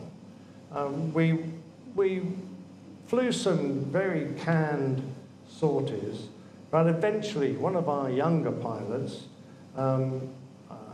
called the Bog Rat, which was our name for the youngest pilot on the squadron, managed to get one of them to turn with him. And the result was a quick and brutal guns kill. Now, I had mixed feelings, as I still retained a lot of loyalty to my Air Force, but it just reinforced the rumours that the RAF's new fighter, the F3, was a bit of a dog. Our time in Malaysia was spent out in Penang, enjoying the fantastic local food and usually ending up in the Hong Kong bar, a military-friendly establishment. That was a must for any visiting service personnel. At closing time every night, one of the bar girls would take a photo of whoever was left drinking. And whenever we came back, we'd leaf through decades of pictures, finding shots of our past friends. It was on one such detachment that my time with Ronnie RAAF came to an end. And since my own jet wasn't out there, I was given a specially personalized aircraft for my final flight. But sadly, it was time to return to the reality of the Royal Air Force and take up my role as a flight commander on a Tornado F3 squadron, only to discover that what we suspected in Malaysia was true. The F3 was indeed a dog. I served my time on Treble 1 Squadron, but a little disillusioned, I left to start a 25-year career as a long-haul airline pilot. And that really is the end of that bit of my career. And if you have any questions, I'd be more than happy to field them now. So if you just put your hands together for the first part of the presentation.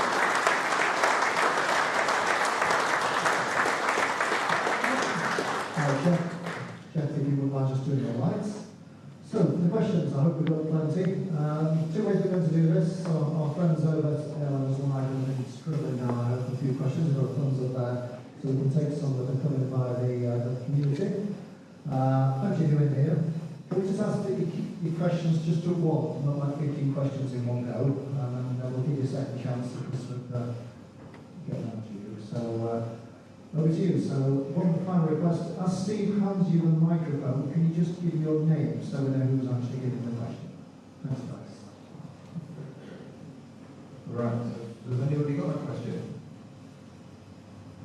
No. This is going to be a short session. Right, more time for beer in the bar. Have you got one from the airline? Yes, we have. Do you want me to? No. Do you want to read it? There you go. So this is from Mike Hall, who's watching us live on Airliners. When transferring from Phantoms to Hornets, do you miss not having a navigator, or do you prefer to fly solo? Well, actually, the navigator is always very useful. For example, you go into a bar in Germany and you say, Zwei Bier bitte, mein Freund bezahlen, which means 2 beers, please, my friend will pay. The nabs were an invaluable part of the Phantom operation. We literally couldn't do the job without them. They had all the radar controls in the back. But more than that, there were jobs in the Hornet world that I really missed a second guy in the cockpit. And I think you'll realize from the configuration of the Super Hornet, the Growler, it really is a two-man job. Now, undoubtedly there are times when one man is enough. But we used to do a night maritime strike mission that involved 4 aircraft flying at low level at night. Bearing in mind the Hornet doesn't have terrain following radar. The best you've got is a radio altimeter. And lookout if there's any move. Whilst we were out there, a P3 Orion would be circling around looking for the fleet we were going to attack. When he found them, he would give an HF broadcast on the hour and every 15 minutes. Now, when he made this broadcast, it was in a kind of code. So when you heard it, first of all, you had to be listening out the right frequency at the right time. When you heard it, you had to write down about 6 or 7 lines of information, and also latitude and longitudes down to a few decimal places, so you'd know where everything was. Then as the leader, you had to work out the disposition of the fleet, where the capital ships were, what angle you were going to attack from, within the constraints given to you in the briefing, what time they wanted the weapons delivered, and then you would have to organize your foreship to get in there at the right time. Meanwhile, your wingmen are formating on you using those dim little strip lights that the modern fighters have that you can only see out to about a mile, depending on how bright you set them. So you're flying a visual formation on each other, trying to decode and then type in all the target information through your controller to get the weapons, select the right weapons for the job, and then organize your formation at the right speed and time to get to the release point. Because the only way you're going to take out a capital ship is to hit him with multiple weapons from multiple directions. So the Orion would be firing his own harm missiles, or anti-ship missiles, whatever they are. You would be firing yours, another formation would be firing theirs, and you'd attack him like the spokes of a wagon wheel. Now, we found that doing that as the leader of one of those formations, doing that at night on your own in the cockpit, was really an incredibly high workload environment. And we weren't supposed to, but at times we would have to engage the autopilot on radar hold at 400 or 500 feet. Now, from that height, if the aircraft decides to descend quickly, it could be in the sea in less than a second. If it decides to descend gently, you might not feel it or spot it. There are lots of areas where things could go wrong. Luckily, they very rarely did. But I think there's a real place for 2 people in a cockpit. Not always, but often. And in that respect, yeah, I used to miss having a navigator. He would always be the man that would watch your tail, and that was always very important. Thank you. Any questions in the room? Yes.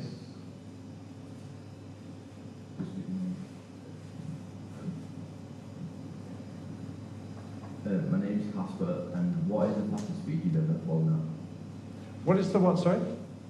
Fastest speed you've ever flown at? The fastest speed of the... That you've ever flown at? Oh, okay. For a while, I worked for British Aerospace. I was trying to get a job after leaving the Air Force. The Gulf War was on, there were no jobs available, and I was running out of money fast. Those of you who try to keep a mortgage going when there's no income understand the problem. I managed to get a temporary job with British Aerospace flying out of Wharton. We were flying F2 Tornadoes, the earlier variant. And I was doing trials flying and photographing towed decoys, that sort of thing. Anyway, we went off to film a towed decoy. That's the decoy they trail out of the back of a Typhoon that is trails behind and attracts missiles so it doesn't hit the real aircraft. Anyway, the decoy fell off, which was a bit embarrassing, but we had lots of gas. And I was on a clean wing. I had no tanks on the Tornado. So now one thing the Tornado can do is it's fast. So we went down to a couple of 100 feet out over the ocean, and I plugged the burners in and just let it run. Now, the Tornado, it gets up to transonic, you're approaching Mach 1, and then you get over Mach 1, and the thing just took off. It started accelerating faster than it had done for the last 100 knots. And I was watching the airspeed indicator going up and up and up, and I was really, really impressed. Bear in mind, British Aerospace don't fly to the Royal Air Force speed limits. They fly to, they call them awful limits, but basically they stand for the absolute airframe limit. So we always build a buffer in the Air Force because of idiots like me who, tend to go too fast or pull too much G. So they tell you the limit, but actually you've usually got a bit more before things start falling off, not in British Aerospace. These awful limits were the limits where things came off. I got to 825 knots at about 200 feet over the water, and the thing still wanted to accelerate. But at that point, the nav in the back said, best we don't go any faster, Nick. So that was probably about 1.3, 1.4. I got it up to well over Mach 2 at a high level, where your indicated airspeed is a lot lower. But that was the fastest. Not the highest I ever went, that was in the Phantom. I got it up to 56,000 feet in the Phantom on one of my first solo flights, which was very exciting. Yeah. Just reliving your own head, weren't you? Yeah. Any more questions in the room? Yes. My name is Declan, and out of all the aircraft you flew, which one was your favourite? Oh, no, that's a hard one, because my heart lies with the Phantom. It was my first operational aeroplane. It was mean MF of an airplane, 20 tons of death-dealing, fire-breathing terror. I used to stand and look up at the cockpit, way above me. And with that huge intake, the amazing dihedral on the ends of the wings and the anhedral of the tailplane, these huge, great big jet exhaust and the whole tail made out of titanium because of the 15 feet of flame that used to leap out of the back. It really was, with that great big meaty cockpit, where you bash your elbow and everything. So my heart was in it. That's what I loved. But to be truthful, the F-18 Hornet was just the most fantastic airplane a pilot could fly. It was just superb. You could be bombing along at 350 knots, plant the stick into your guts. The airplane would pitch like a horse, a stallion that was standing on its tail, and you'd reach 90 degrees of pitch with the aircraft still going in this direction, but the nose pointing vertically up. And then eventually the burners would bite and you'd start a vertical. It just had so much fantastic ability. It was a darling of an airplane. You could get up here, just rudder the nose round and point at someone. we used to combat against the Skyhawks, and you'd end up in something called a scissor, where both of you are trying to maneuver to get behind the other guy. Well, we didn't bother with that. The A4 would be scissoring away, we'd just plant the nose up, and the aircraft would come back to about 90 knots, and you dance it on the reheats up a couple of 1,000 feet. When you think you've got enough separation from him, you just push the stick full forward into the instrument panel. The airplane would just rotate in midair. And you gaze down through the cockpit and go, okay, if you didn't quite have enough distance to take a missile shot, you could just plant the stick back in your guts. The aircraft would resume its position and climb again until you could take a shot. If he tried to run away, you'd soon spot him and pop a missile into him as he ran. So from that point of view, the Hornet was undoubtedly the most fantastic airplane to fly. I've got another question from our airliners viewers, this time from Joanne. What sparked your interest in aviation? Well, that's fairly easy. My father was a pilot. He flew Sunderlands during the Second World War. And although I was the only one in the family to take a real interest, I decided at the age of 8 that I wanted to be a pilot. I had this dream that I was going to be a smart first officer with a white Triumph Spitfire. I was going to have a flat in Mayfair and 5 girlfriends, all from the airline. Didn't quite work out that way. I ended up in a smelly green flying suit, getting my hands dirty every time I climbed into a Phantom. But undoubtedly, that was fantastic. What really fed my interest in aviation was the Air Training Corps. It was just the most, I trust it still is, most amazing organization for young people who have a real desire to learn more about aviation. Through the Air Training Corps, I got a gliding scholarship, I got a flying scholarship, I got blues for shooting and other stuff, and I got a chance to do my Air Force aptitude tests, and it was off the bat of those that I got my job with the Royal Air Force. So, yeah, if you even have the slightest interest in aviation, the RAF Air Cadets are the organisation to get involved in. Thank you. Any questions? Any more questions in the room? Yes. My name is Finn. Have you ever gone into contact with a Russian fighter? Sorry? Have you ever gone into contact with a Russian fighter? With a Marine fighter? Russian. Oh, Russian. No, sadly not. All the Russians I intercepted, I got about 36 Russian aircraft to my name. They were all big maritime reconnaissance bombers, that kind of thing. So Badgers, Bison, Bears, Coot, they're the NATO code names for these aircraft. But no, I didn't. But I tell you the funniest thing, when I had finished my tour in Australia, while I was out there, the Berlin Wall had fallen. And I returned to my base, my new posting at Leuchars, and the next air show we had there, we had a fulcrum on the flight line. I couldn't believe it. These aircraft I'd only ever seen in very secret, top secret manuals, grainy black and white photographs that had been taken by our people the other side of the Iron Curtain at great personal risk.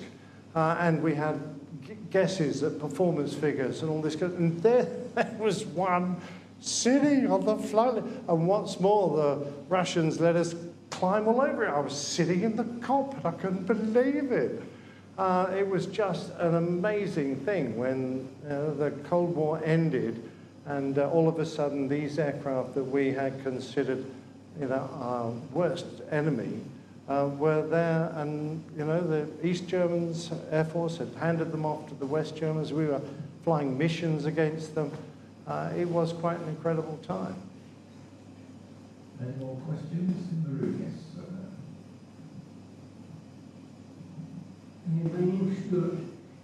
way was the F3 tornado a dog? Yeah, okay. Why was the F3 a dog? Okay, I'll have to be brutally honest here. If I took a Hornet and went into a maximum rate turn, I could probably get it into about 32 degrees of turn every second. If I did exactly the same in an F3, I would get 16 degrees a second. The airframe of the F3 wasn't built for the job.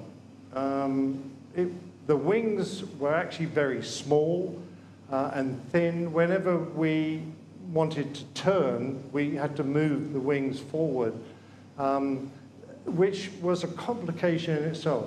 The wing sweep was completely manual, so you had to continually look in, find the lever, select the right position. And what's more, we had to remember a normal operating on a maximum speed for each wing position, and there were 5 in total that we used. A normal operating on a maximum G limit, positive and negative, for each of those wings positions, and they all change. So as you're doing this, you're thinking, all right, I'm in 45 wing now, so my max speed is this, my min speed is this, the G limit is this, positive and negative. So from a pilot's point of view, it was something of a handle. The main problem was the engines weren't powerful enough, unless you went into reheat. The airframe the wings didn't produce enough lift unless you were supersonic. So when we had bears coming through at 35,000 feet, Tornado F3 with 8 missiles and 3 tanks couldn't form 8 on it. The wings just didn't provide enough lift for us to sit beside him. Phantom did it, absolutely no problem. So what we'd end up doing was coming in behind, accelerating and coming to our minimum controllable speed and floating past him, taking pictures, tap, tap, tap, tap, tap, that was who we went past, and then we'd circle around and watch him on radar, because we literally couldn't form 8 on him. When we deployed to Cyprus, for a 7-hour flight for us from Leuchars, we would say, right, well, what are we flying at today? And they say, all right, well, we're going to cruise at 27,000 feet, and we're going to be cruising at 0.7 Mach. Now, there were people going on holiday in their 737s at 35,000 feet doing 0.87 Mach. So they were going higher and faster than we could in this fighter. Now, if we wanted to get up there and shoot them down, I guess we could put the burners in and hoof up there and take a shot at them. But the airframe just was poorly designed for the job we wanted to use it for. I always had great respect for the ground attack boys. That aircraft was well suited for its job down there, in the nice thick air, bombing along, carrying weapons, going and doing its thing. It had a great radar and a highly capable weapons system.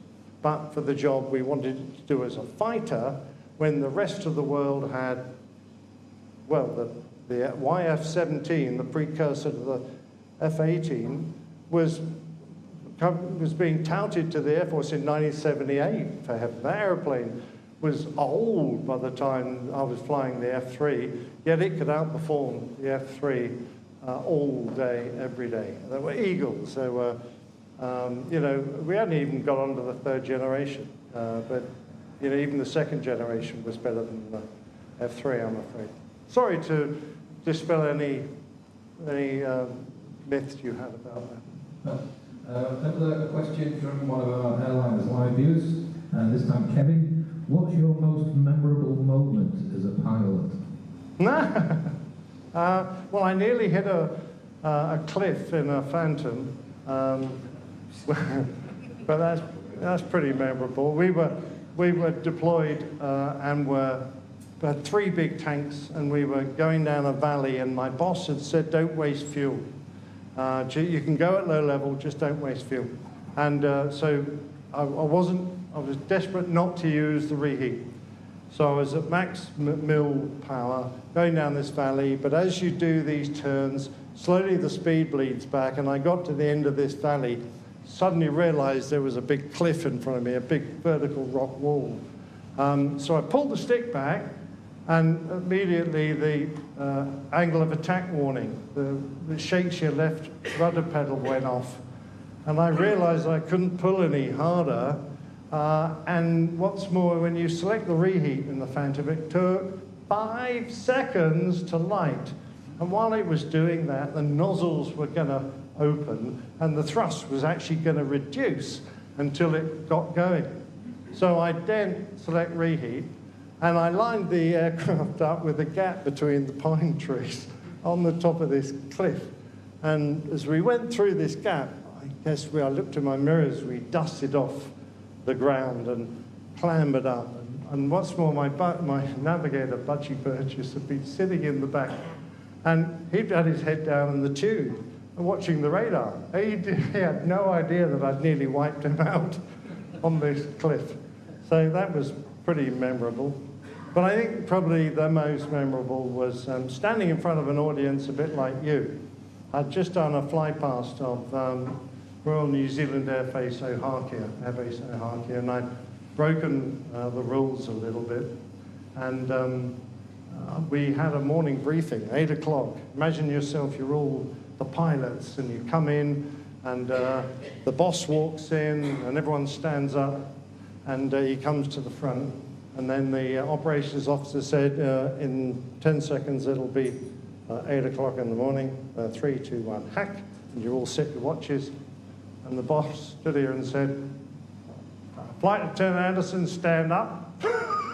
So I stood up, and he gave me a 10-minute telling off in front of the entire wing, and for my outrageous behavior the previous day. So that was extremely memorable. It was one of the best dressing downs I've ever had. Have we got any more questions in the room? I don't think we have. No? Is the pub still open? It will be. Good. Okay,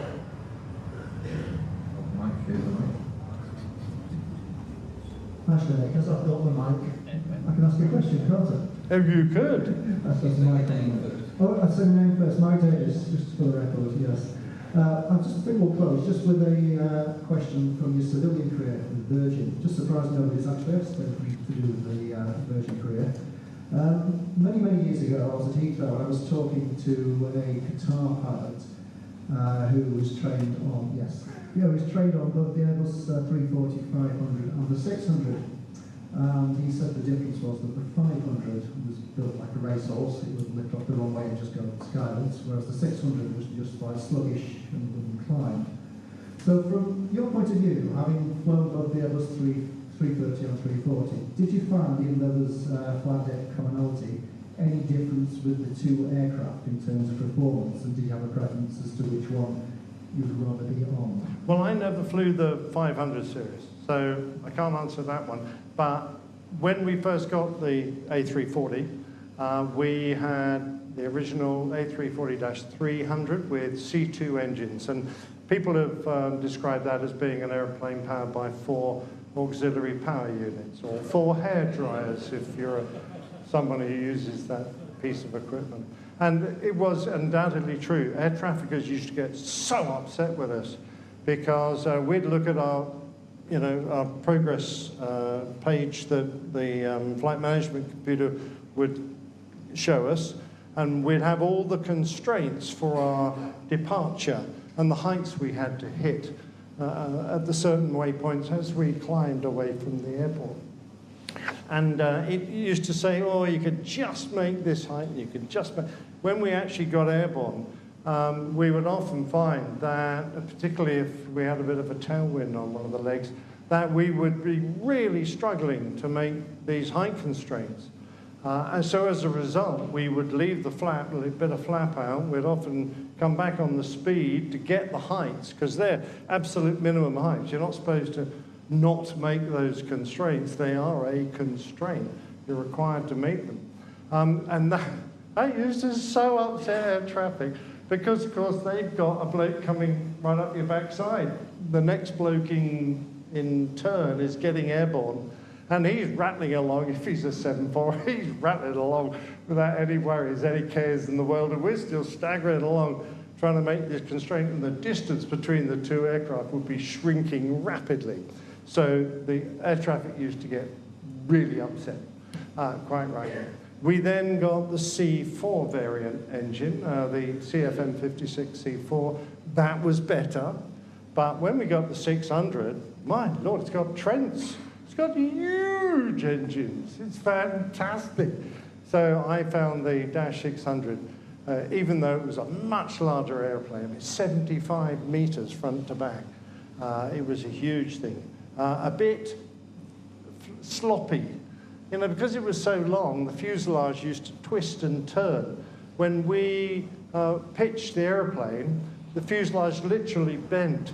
And of course, the elevators down the back are the ones trying to pitch. So the back of the airplane goes up, and the front doesn't do very much, so you pull a bit more, and you end up flapping the tail around like, you know, like a dolphin in the sea. And when they have the curtains drawn, you know, they draw the curtains for landing, you can see all the way down the airplane. Well, it used to look like a snake. Quasi-rigid was the official term for the fuselage. But no, the 600 climbed very well. It was good, and we could get the height easy. The earlier variants, the 300, that was a struggle. I took an hour 45 once coming out of Hong Kong to climb up to about flight level 275. You know, literally, it was like watching paint dry. Well, thank you for that, Nick. Okay, just ahead of closing the evening, just a couple of things to do. One, where's Jim? Oh, Jim's there coming down.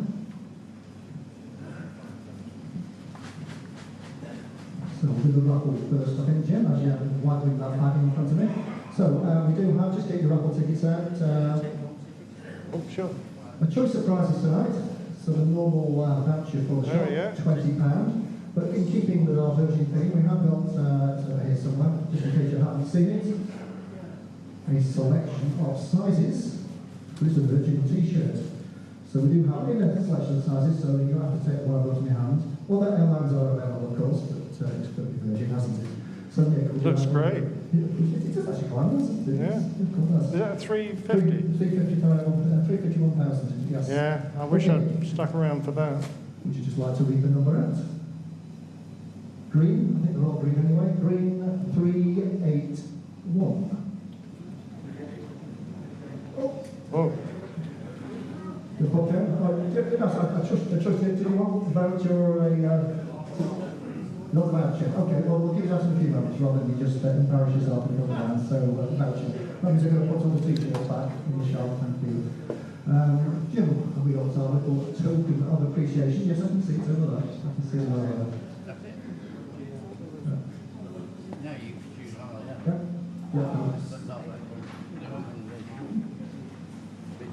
Sure, there you go, where you need to hand it.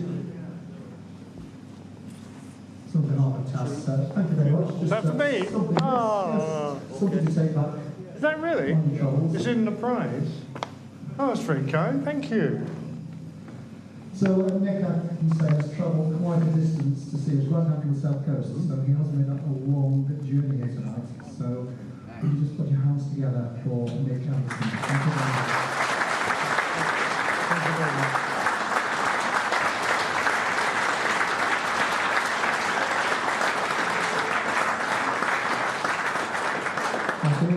We're still live on Airliners. So again, for those of you that tuned in from Airliners Live, I know we've had quite a bit of free tonight. Again, thank you for staying with us, and I hope you did enjoy the presentation, and maybe something we look at doing again. Quick reminder that our next meeting is on the 27th of November. I won't be here, so I won't be hosting that night. Steve down here and Austin, two fellow committee members, will be bringing you a report of our recent Madrid trip. Very good style. You've probably seen the article in this one, so winged words. So please do join us for that. I bid you all a safe journey home, and thank you very much for attending. Good night.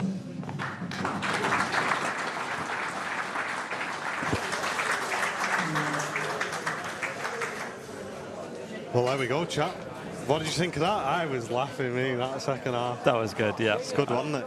I love that bit about the A340 at the end. I'm so glad he asked that question. Yeah, it's really like, because that's been a common thing, hasn't it, with the A340, where everyone's been saying, oh, they're really underpowered, but I've never heard that about the 600 before. Just with the fuselage, how long it is. Yeah. Obviously, it's such a long aircraft, but it's long and skinny, like relative to something like a 74 or a A380 or something, right? Which you think of as being a huge airplane, but that was massive.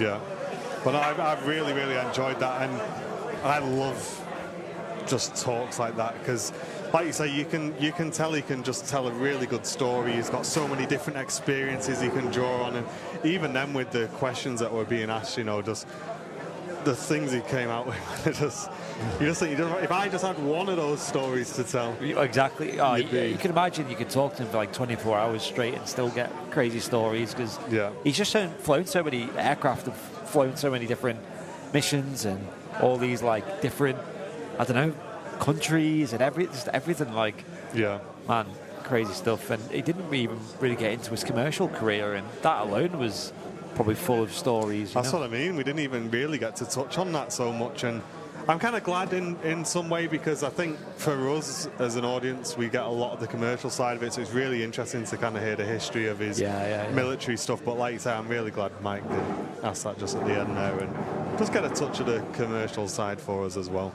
Yeah, great event though all around. Like you said, he said there's one coming up in late November as well. So they seem to do one like roughly once every month. Yeah, we'll keep an eye on it, guys. As we've said, we will be selective with the guests we bring to you guys. We want to make sure you guys are tuning in. But I know we've had about 250 people throughout today's stream, so I know a lot of the core community's been in today, and I've seen just in the chat that you guys have been enjoying it. And feel free to give us your feedback on tonight, guys, in the comments or on our Discord or on our VIP lounge. Let us know what you thought of the event, but that's going to wrap us up now, because we really need to get all this packed away and make ourselves scarce. But thank you very much for tuning in. We've been live from TAS. Yes, and I see Matt saying podcast guest. Well, Nick actually has his own podcast. Go and check it out. It's called the Airline Pilot Guy podcast. So airlinepilotguy.com. Go and check it out. And ultimately do check out the Aviation Society as well. They've got a website, I believe it's manchestertas.com. Yeah, make sure you go and get yourselves involved, guys, in that. And I guess from myself and Andy, thank you very much for tuning in. Hope you've enjoyed that live TAS social evening. We've had a great evening, guys, and thanks very much for spending the evening with us. And there's a new Airliners Lounge video out, so go and check that out after this. Head on over to the Airliners Lounge. There's an EasyJet, Easy Group video, and we got a new Martin video over there coming out soon as well. Yeah, and another one to record this week as well. We're very, very busy, guys, so lots of content coming out alongside our usual streams as well. Hope you enjoyed that. Thanks for an awesome weekend, incredible weekend. We raised so much money for charity, guys. And tonight was just the icing on the cake. So have a great rest of the evening, and we will catch up with you through the week. See ya.